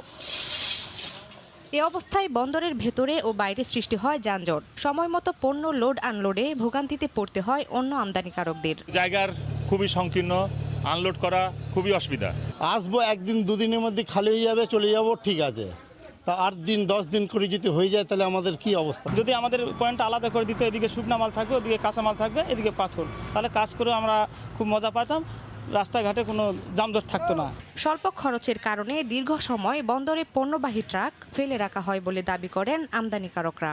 যদি পোর্টের মধ্যে যদি লেনদেনের ব্যাপারটা কিংবা লোড আনলোড ব্যাপারটা, বেচা বিক্রির ব্যাপারটা যদি ক্লিয়ার হয়ে যায় তাহলে এখানে আর্থিকভাবে কিছু সাশ্রয় হয়। তবে আটকে থাকা ট্রাক ও পণ্য দ্রুত খালাসের আশ্বাস দেন স্থলবন্দর কর্তৃপক্ষ। কর্মকর্তা কর্মচারী আমরা বসে নেই, আমরা দ্রুততার সাথে যাতে তারা খালাস করতে পারে, তাদের মালামাল নিয়ে যেতে পারে, সার্বজনীনভাবে সেই চেষ্টা আমরা করে যাচ্ছি। হিলি কাস্টমসের তথ্য মতে আগে প্রতিদিন গড়ে 100 ভারতীয় পণ্যবাহী ট্রাক বন্দরে প্রবেশ করলেও এখন তা বেড়ে 200 ছাড়িয়েছে। সময় সংবাদ, হিলি।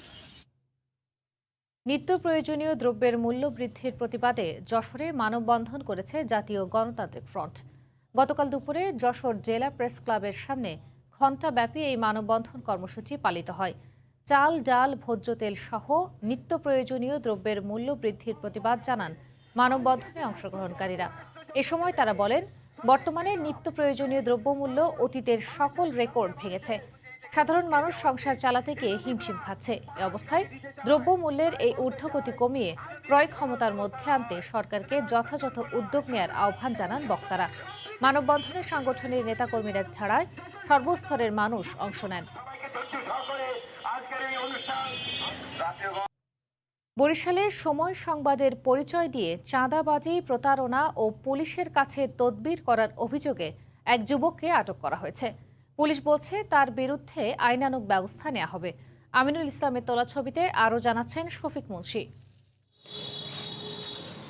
সোমবার দুপুরে নগরীর কালীবাড়ি রোড এলাকায় বরিশাল মেট্রোপলিটন পুলিশের ট্রাফিক বিভাগে হাজির হয় এক যুবক। তিনি নিজেকে সময় টিভির সাংবাদিক পরিচয় দেয় এবং গত 13ই আগস্ট জব্দ করা একটি মোটরসাইকেল ছেড়ে দেওয়ার জন্য পুলিশের কাছে তদবির করে। তার আচরণ সন্দেহজনক হওয়ায় মোটরসাইকেলের মূল মালিককে খবর দেওয়া হয়। পরে দুজনকে মুখোমুখি করার পর পুলিশ জানতে পারে সময় সংবাদের সাংবাদিক পরিচয় দানকারীর নাম বিশ্বজিৎ কর্মকার। মোটরসাইকেলটি ছাড়িয়ে নেওয়ার কথা বলে মালিকের কাছ থেকে 20,000 টাকা চাঁদা নিয়েছেন তিনি। আমাদের বিভিন্ন লোকজনকে সাংবাদিক পরিচয় প্রভাব বিস্তার করার চেষ্টা করে, কিন্তু পরবর্তীতে আমরা বুঝতে পারি যে সে আসলে একজন প্রতারক। সে সময় টিভির নাম ভাঙিয়ে আমাদের সাথে এটা প্রতারণার আশ্রয় নেয়।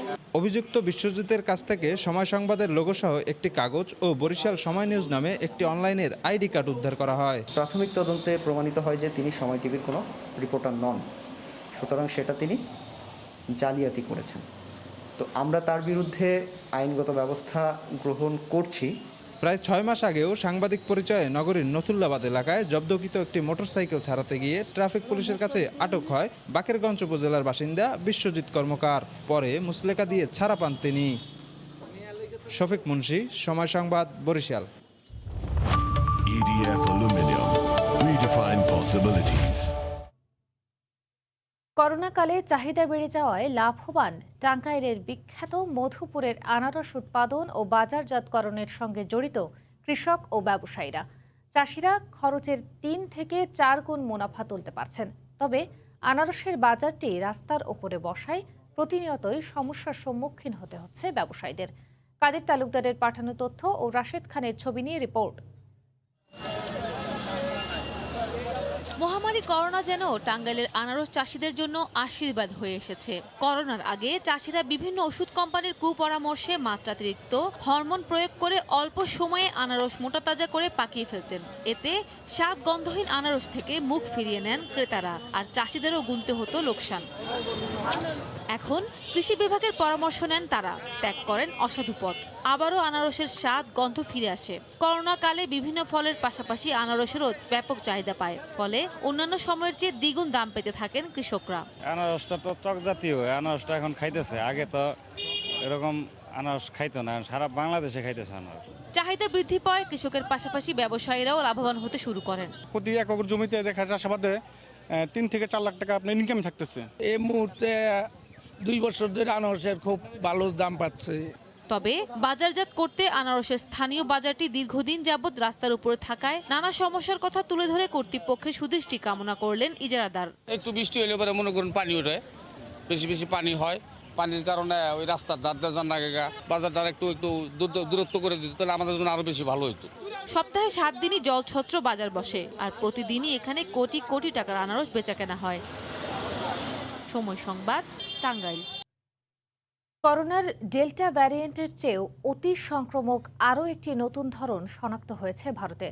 এরই মধ্যে নতুন এই ভ্যারিয়েন্টে আক্রান্ত 7 জনকে শনাক্ত করা হয়েছে দেশটিতে। এদিকে করোনার উৎপত্তিস্থল চীনেও ডেল্টার প্রভাবে ভয়াবহ কোভিড পরিস্থিতির আশঙ্কা করছেন বিশ্লেষকরা। এই কারণে এরই মধ্যে স্থগিত করা হয়েছে বেইজিং ম্যারাথন। করোনার একের পর এক ভ্যারিয়েন্টে কুপোকাত পুরো বিশ্ব। সর্বশেষ ডেল্টা ভ্যারিয়েন্টের ভয়াবহতা কাঁদিয়েছে সবাইকে। এবার আরও উদ্বেগের খবর দিল ভারত। ডেল্টা ভ্যারিয়েন্টের চেয়েও অতি সংক্রামক আরও একটি নতুন ধরন শনাক্ত হয়েছে দেশটিতে। নতুন এই ভ্যারিয়েন্টের নাম AY4.2। ভারতের রোগ নিয়ন্ত্রণ কেন্দ্র এনডিসি জানায়, এরই মধ্যে মধ্যপ্রদেশের নতুন ভ্যারিয়েন্ট সংক্রমিত 7 জনকে শনাক্ত করা হয়েছে। এছাড়া মহারাষ্ট্রের 1% নমুনাতে এই সংক্রমণ শনাক্ত হয়েছে। নতুন এই ধরনটি ডেল্টা ভ্যারিয়েন্টের চেয়েও দ্রুত মানুষের মাঝে ছড়িয়ে পড়ার আশঙ্কা করছেন চিকিৎসকরা। তারা জানান, নতুন এই ধরনটি নিয়ে গবেষণা চলছে। এদিকে করোনার উৎপত্তিস্থল চীনেও আবারও ছড়িয়ে পড়ছে ডেল্টা ভ্যারিয়েন্ট। এর প্রভাবে ফের ভয়াবহ কোভিডের পরিস্থিতির আশঙ্কা করছেন বিশ্লেষকরা। নতুন করে 11টি প্রদেশে ছড়িয়ে পড়েছে কোভিড। এর কারণে অনির্দিষ্টকালের জন্য স্থগিত করা হয়েছে বেইজিং ম্যারাথন। যদিও দেশটির 75% মানুষ করোনার পূর্ণ ডোজ টিকা নিয়েছেন। এছাড়া গোটা ইউরোপে করোনা পরিস্থিতি উন্নতি হলেও উল্টো পথে হাঁটছে রাশিয়া। আবারও সেখানে বাড়তে শুরু করেছে করোনার দাপট। 24 ঘন্টায় নতুন করে 1000-এরও বেশি মানুষ সংক্রমিত হয়েছে দেশটিতে। আগামী নভেম্বরের প্রথম সপ্তাহ পর্যন্ত নতুন করে লকডাউনের ঘোষণা দিয়েছে দেশটির কর্তৃপক্ষ। জিনিয়া শেখ, সময় সংবাদ। প্রথমবারের মতো অনুষ্ঠিত হতে যাচ্ছে কাতার বাংলাদেশ বিজনেস কাউন্সিলের আয়োজনে উপসাগরীয় অঞ্চলে বসবাসরত প্রবাসী বাংলাদেশি ব্যবসায়ীদের নিয়ে বিজনেস কনফারেন্স। গালফ প্রবাসী বাংলাদেশিদের মধ্যে ব্যবসায়িক নেটওয়ার্ক গড়ে তোলার লক্ষ্যেই এই বিজনেস কনফারেন্সের আয়োজন বলে জানান আয়োজকরা। কাতার প্রতিনিধি আনোয়ার হোসেন মামুনের তথ্য ও ছবি নিয়ে রিপোর্ট।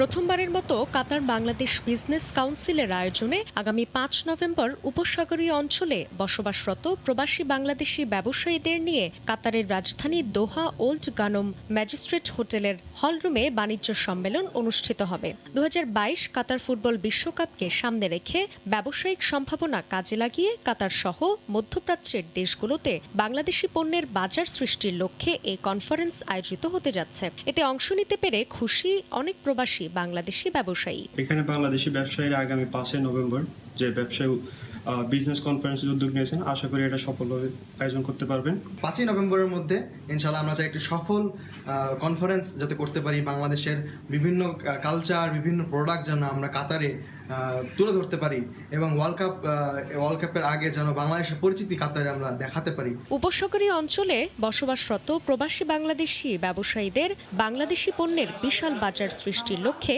এই আয়োজন বলে জানান আয়োজকরা। এই কনফারেন্সের মাধ্যমে আমাদের গালফের মধ্যে বসবাসরত যে সমস্ত ব্যবসায়ীরা আমরা আছি, আমাদের মধ্যে একটা অত্যন্ত সুসম্পর্ক সৃষ্টি হবে। আমাদের বাংলাদেশের প্রোডাক্টকে আরও আমরা ব্র্যান্ডিং করতে পারবো, বাংলাদেশের প্রোডাক্টের রপ্তানি আরও বেশি আমরা বাড়াতে পারবো। এই কনফারেন্সে বাংলাদেশ থেকে ব্যবসায়ীরাও অংশ নিচ্ছেন। সময় সংবাদ, কাতার। ব্রোকান্ট এক ধরনের মেলা।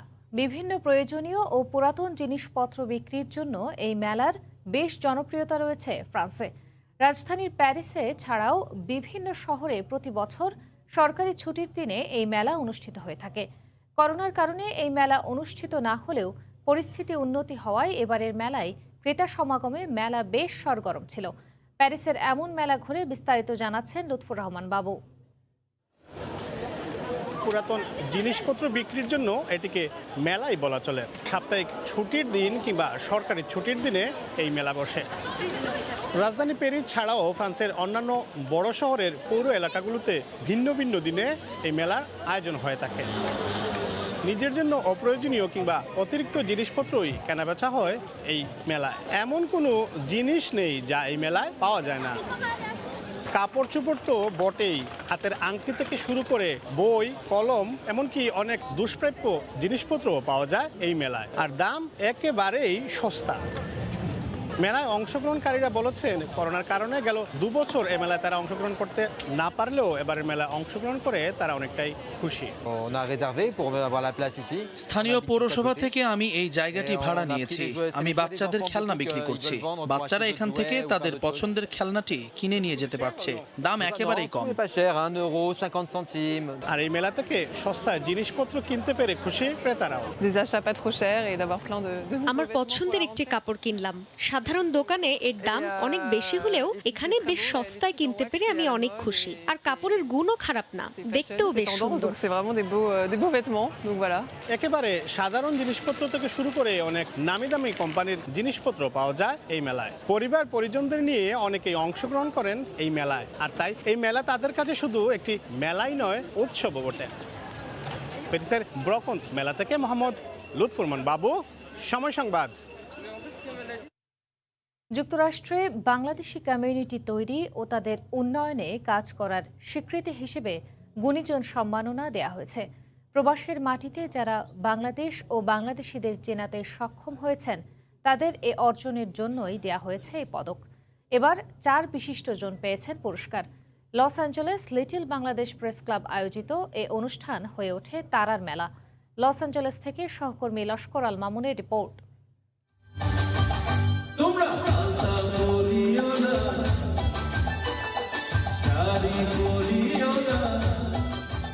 অনুষ্ঠানের শুরুটা ছিল জমকালো আয়োজনে। যুক্তরাষ্ট্রের ক্যালিফোর্নিয়ার লস অ্যাঞ্জেলেসের সায়েন্টোলজি মিলনায়তনে স্থানীয় সময় রোববার রাতে আয়োজন করা হয় লিটল বাংলাদেশ অ্যাওয়ার্ড 2021 ও সাংস্কৃতিক সন্ধ্যা, যার প্রধান আকর্ষণ ছিল গুণীজন সম্মাননা। প্রবাস জীবনে এই 40 বছর একটা জিনিস অভিজ্ঞতা হয়েছে, বিশেষ করে অনেকে বলে আমি পিএইচডি করেছি, আমি ডাক্তার, আমি ইঞ্জিনিয়ার, আমি একটা উপরে বাঙালির উপর পিএইচডি করেছি।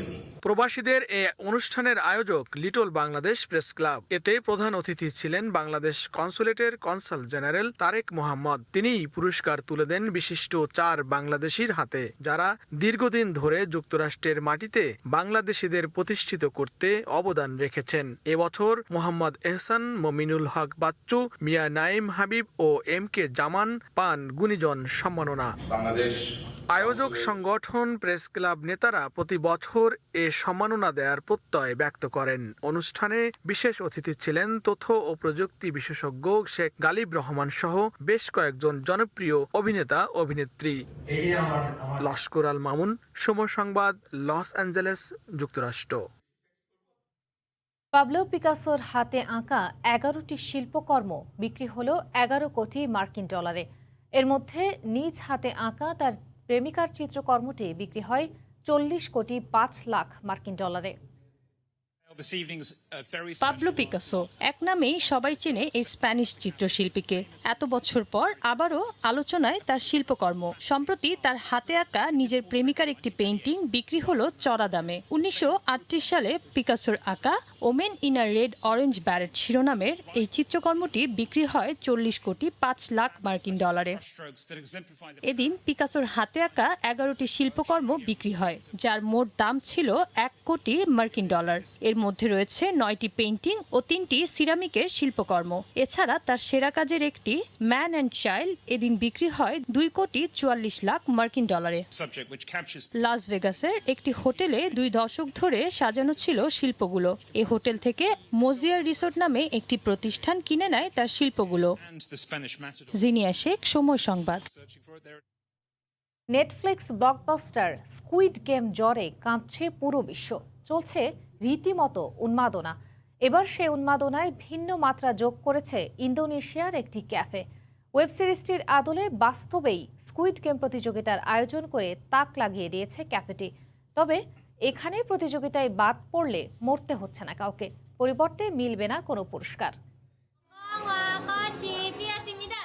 চলছে হালের নতুন সেন্সেশন স্কুইড গেম, তবে নেটফ্লিক্সের পর্দায় নয়, বাস্তবে গেমটির এক একটি ধাপে অংশ নিচ্ছেন প্রতিযোগীরা। আর চলছে নিয়ম মেনে এক একটি ধাপ পার করার প্রাণান্তকর চেষ্টা। দেখতে অদ্ভুত মনে হলেও ওয়েব সিরিজটির আদলে বাস্তবে স্কুইড গেম প্রতিযোগিতার আয়োজন করে তাক লাগিয়ে দিয়েছে ইন্দোনেশিয়ার রাজধানী জাকার্তার একটি ক্যাফে। এখানে খেতে আসা সাধারণ মানুষের অধিকাংশই অংশ নিচ্ছেন এতে, আর জিতে নিচ্ছেন নানা ধরনের পুরস্কার ও খাবারের অফার। এতটা অবিকল মনে হয় না কোনো ক্যাফে বা রেস্টুরেন্ট এমন গেমের আয়োজন করতে পেরেছে। এখানে অংশ নেয়া যে কেউ সত্যিকারের স্কুইড গেমের ফিল পাবে। স্কুইড গেম দেখে এখানে এসে একই ধরনের গেম খেলতে পারাটা সত্যি অনেক ভিন্ন এক অভিজ্ঞতা। তবে ওয়েব সিরিজটির মতো এখানে প্রতিযোগিতা থেকে বাদ পড়লে মরতে হচ্ছে না কাউকে, পরিবর্তে মিলছে না কোনো পুরস্কার। আয়োজকরা জানান, গেম প্রেমীদের একটি ভিন্ন ধরনের অভিজ্ঞতার স্বাদ দিতেই এমন আয়োজন। প্রতিদিন গড়ে 2 শতাধিক মানুষ এখানে খেতে এসে মজার এই খেলায় অংশ নিচ্ছেন বলেও জানানো হয়। এ মাসের শুরুতে ওটিটি প্ল্যাটফর্ম নেটফ্লিক্সে মুক্তি পাওয়া স্কুইড গেম এরই মধ্যে বিশ্বব্যাপী আয় করেছে 90 কোটি ডলারেরও বেশি। এরই মধ্যে 90টিরও বেশি দেশে 1 নম্বরে উঠে এসেছে ওয়েব সিরিজটি। অন্যয় কর্মকার, সময় সংবাদ। দুবাই স্পোর্টস সিটির মূল আকর্ষণটাই হচ্ছে আইসিসির হেডকোয়ার্টার এবং একাডেমি, যেখান থেকে পরিচালিত হয় বিশ্ব ক্রিকেটের নিয়ন্ত্রক সংস্থা। প্রধান এই কার্যালয়ে ছোট একটা মিউজিয়াম ছাড়া পুরোটাই হচ্ছে দাপ্তরিক কাজের ক্ষেত্র। আর একাডেমিতে রয়েছে একসঙ্গে 2টো আন্তর্জাতিক ম্যাচ চালানোর সক্ষমতা। সুমন সরকারের ক্যামেরায় বিস্তারিত জানাচ্ছেন নিয়ন মহিমিন। ইংল্যান্ডের ক্লক টাওয়ারে 1993 সালে যাত্রা শুরু হয় আইসিসির প্রধান কার্যালয়ের, কিন্তু শুরু থেকেই নানা সমস্যায় জর্জরিত ছিল সেখানকার ব্যবস্থাপনা। ব্রিটিশ প্রশাসনের ডাবল ট্যাক্স নীতি মেনে নিতে পারেননি বেশিরভাগ সদস্য দেশ, ফলাফল জায়গা বদলাতে হয় আইসিসির। কিন্তু সেখানেও থেকে যায় বেশ কিছু সমস্যা। মোনাকোতে এক ছাদের নিচে সব কর্মকর্তাকে আনতে ব্যর্থ হয় আন্তর্জাতিক ক্রিকেটের নিয়ন্তারা। আবারও খোঁজ পড়ে নতুন কোনো জায়গার। অবশেষে কার্যনির্বাহী পরিষদে 2005 সালে 11-1 ভোটে নতুন কার্যালয়ের ঠিকানা হয় সংযুক্ত আরব আমিরাতের শহর দুবাই। শুরু হয় আইসিসির নবযাত্রা। দুবাই স্পোর্টস সিটির প্রাণকেন্দ্র এখন এই আইসিসির প্রধান কার্যালয়, যাকে ঘিরে এখানে গড়ে উঠেছে আরও নানা ধরনের ক্রীড়া স্থাপনা। আছে একটি স্কুল, একটি ক্রিকেট একাডেমি, একটি বেসরকারি ফুটবল একাডেমি এবং একটি অ্যাথলেটিক্স গ্রাউন্ড এবং নানা ধরনের স্পোর্টস ফ্যাসিলিটি। প্রধান কার্যালয়টির পাশেই আইসিসির ক্রিকেট একাডেমি, যা এখন আবার সেজেছে টি-20 বিশ্বকাপের আমেজে। চারিদিকে নানা রঙের ব্যানার ফেস্টুন ছাড়াও করা হয়েছে আলোকসজ্জা। নয়নাভিরাম এই মাঠটি আইসিসি ক্রিকেট একাডেমির একটি গ্রাউন্ড। পাশে রয়েছে এরকম আরও একটি গ্রাউন্ড। মোট 2টো গ্রাউন্ডে ফ্লাডলাইট সহ রয়েছে আন্তর্জাতিক ম্যাচ আয়োজনের সব রকমের সুবিধা। এছাড়া রয়েছে আরও 38টি আর্টিফিশিয়াল টার্ফ এবং 6টি ইনডোর সেশনের ব্যবস্থা।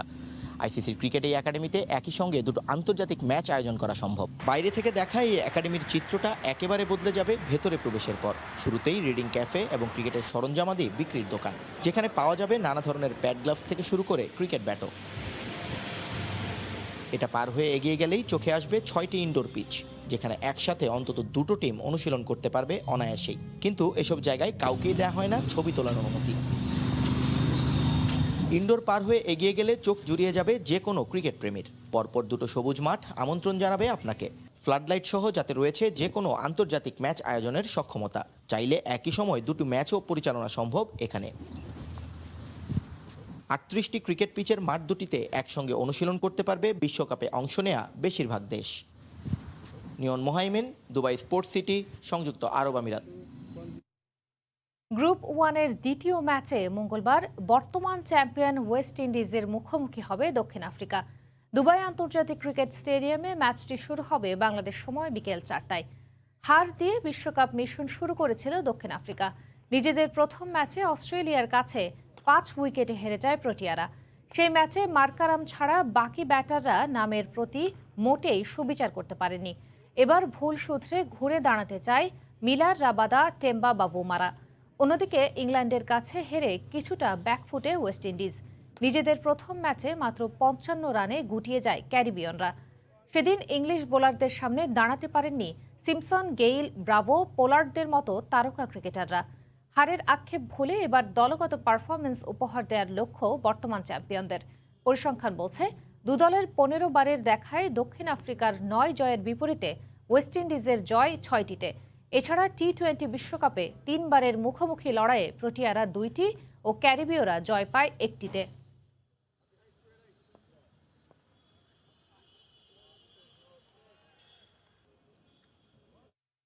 শ্রীলঙ্কায় অনুষ্ঠিতব্য আসন্ন 4 জাতীয় ফুটবল চ্যাম্পিয়নশিপের জন্য 24 সদস্যদের দল ঘোষণা করেছে বাংলাদেশ ফুটবল ফেডারেশন। এদিন দলের রিপোর্টিং থাকলেও বেশিরভাগ ফুটবলারকেই দেখা যায়নি ক্যাম্পে। নতুন কোচ মারিও লেমস ক্যাম্পের দায়িত্ব নিয়ে জানালেন, বাংলাদেশের ফুটবলকে আরও এক ধাপ এগিয়ে নিতে চান তিনি। খেলাতে চান ভারসাম্যপূর্ণ ফুটবল। বঙ্গবন্ধু জাতীয় স্টেডিয়ামের সংস্কার কাজ চলায় 3 দিন পর পরিবর্তন হবে অনুশীলন ভেন্যু। প্রথমবার বাংলাদেশে এসেছিলেন জাতীয় দলের দায়িত্ব নিয়েই। কোচ নয়, সেবার ছিলেন ফিটনেস ট্রেনার। এরপর জাতীয় দল ছেড়ে কোচিং করিয়ে আসছেন দেশের ঐতিহ্যবাহী আবাহনী ক্লাবের। কাজ করেছেন বিকেএসপিতেও। ঘুরে ফিরে আবারও জাতীয় দলের দায়িত্বে মারিও লেমস। এবার পদটা প্রধান কোচের। ব্যক্তিগত ব্যস্ততা থাকায় আসন্ন 4 জাতীয় টুর্নামেন্টে অস্কার ব্রুজনকে পাচ্ছে না বাংলাদেশ। বাধ্য হয়েই নতুন কাউকে ভাবতে হয়েছে। তাই দায়িত্ব তুলে দেওয়া হয়েছে দেশের আরেক ক্লাব কোচের হাতে। কোচ হিসেবে আমি অনেক উচ্ছ্বসিত।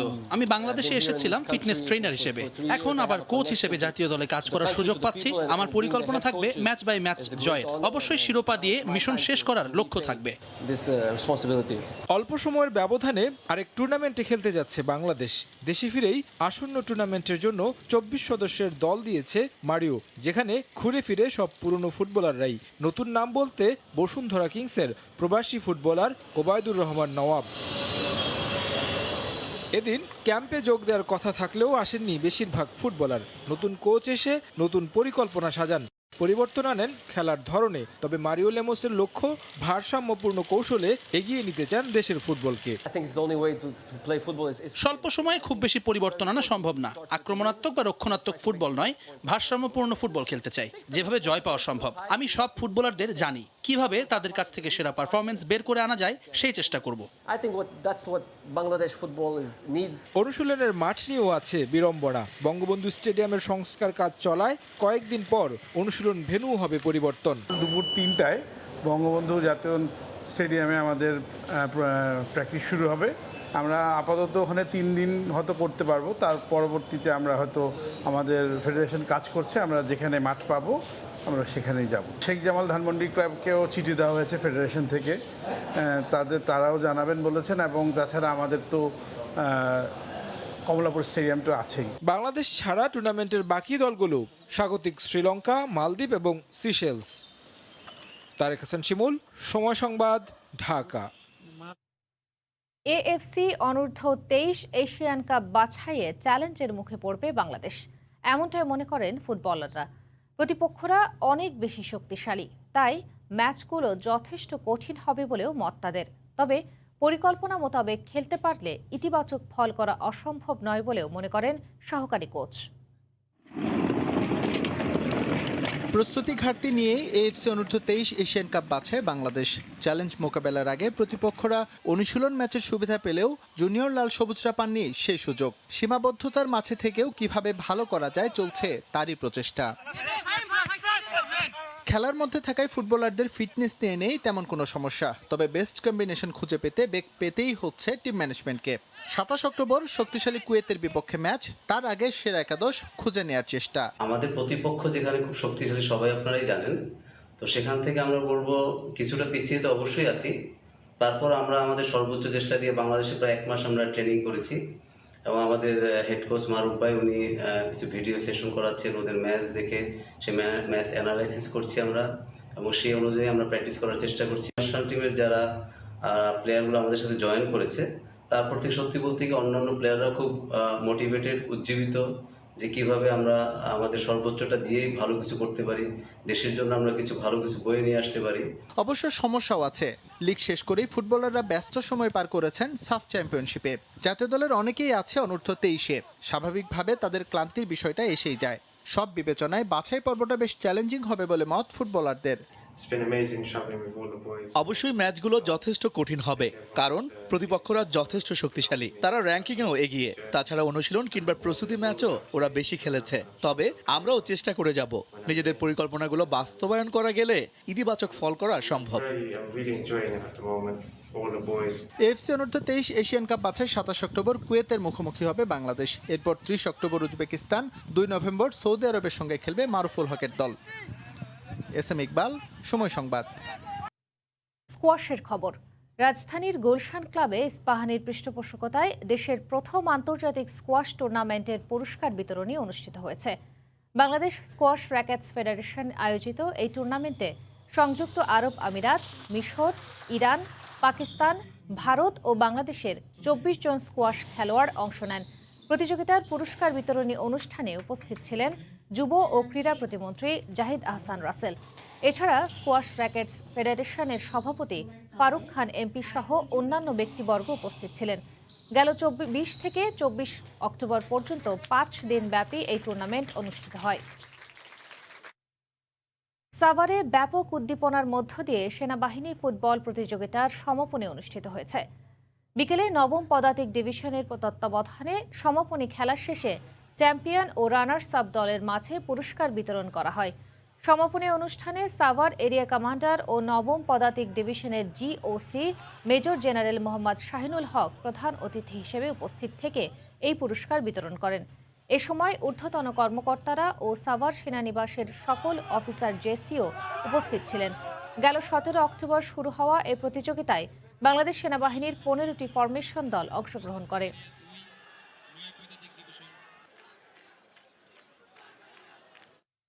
এ পর্যায়ে শীর্ষ সংবাদগুলো জানিয়ে দিচ্ছি আরেকবার। বেগম জিয়ার টিউমার ধরা পড়েছে, করা হয়েছে বায়োপসি, জানালেন চিকিৎসক। শারীরিক অবস্থানে বিভ্রান্তি না ছড়ানোর আহ্বান মির্জা ফখরুলের, ক্ষোভ ছাড়লেন গণমাধ্যমের ওপর। গণপরিবহন সংকট সমাধানে বিআরটিসির 700 বাস রাস্তায় চলার কথা থাকলেও দেখা মেলা ভার। 232টি বাস ভাড়া দেওয়া হয়েছে বিভিন্ন প্রতিষ্ঠানের কাছে, সবাইকে সেবা দেওয়ার অজুহাত।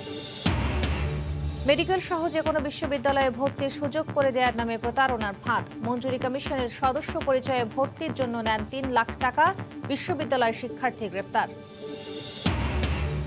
এবং দেশের প্রথম পরিকল্পিত সরকারি অফিস ব্যবস্থাপনা গড়ে উঠতে যাচ্ছে চট্টগ্রামে। একই সীমানায় থাকবে বিভাগীয় কমিশনার সহ 44টি সরকারি দপ্তরে অফিস, কমবে দুর্ভোগ। এই ছিল ভোরের সময়, সঙ্গে থাকুন সময়।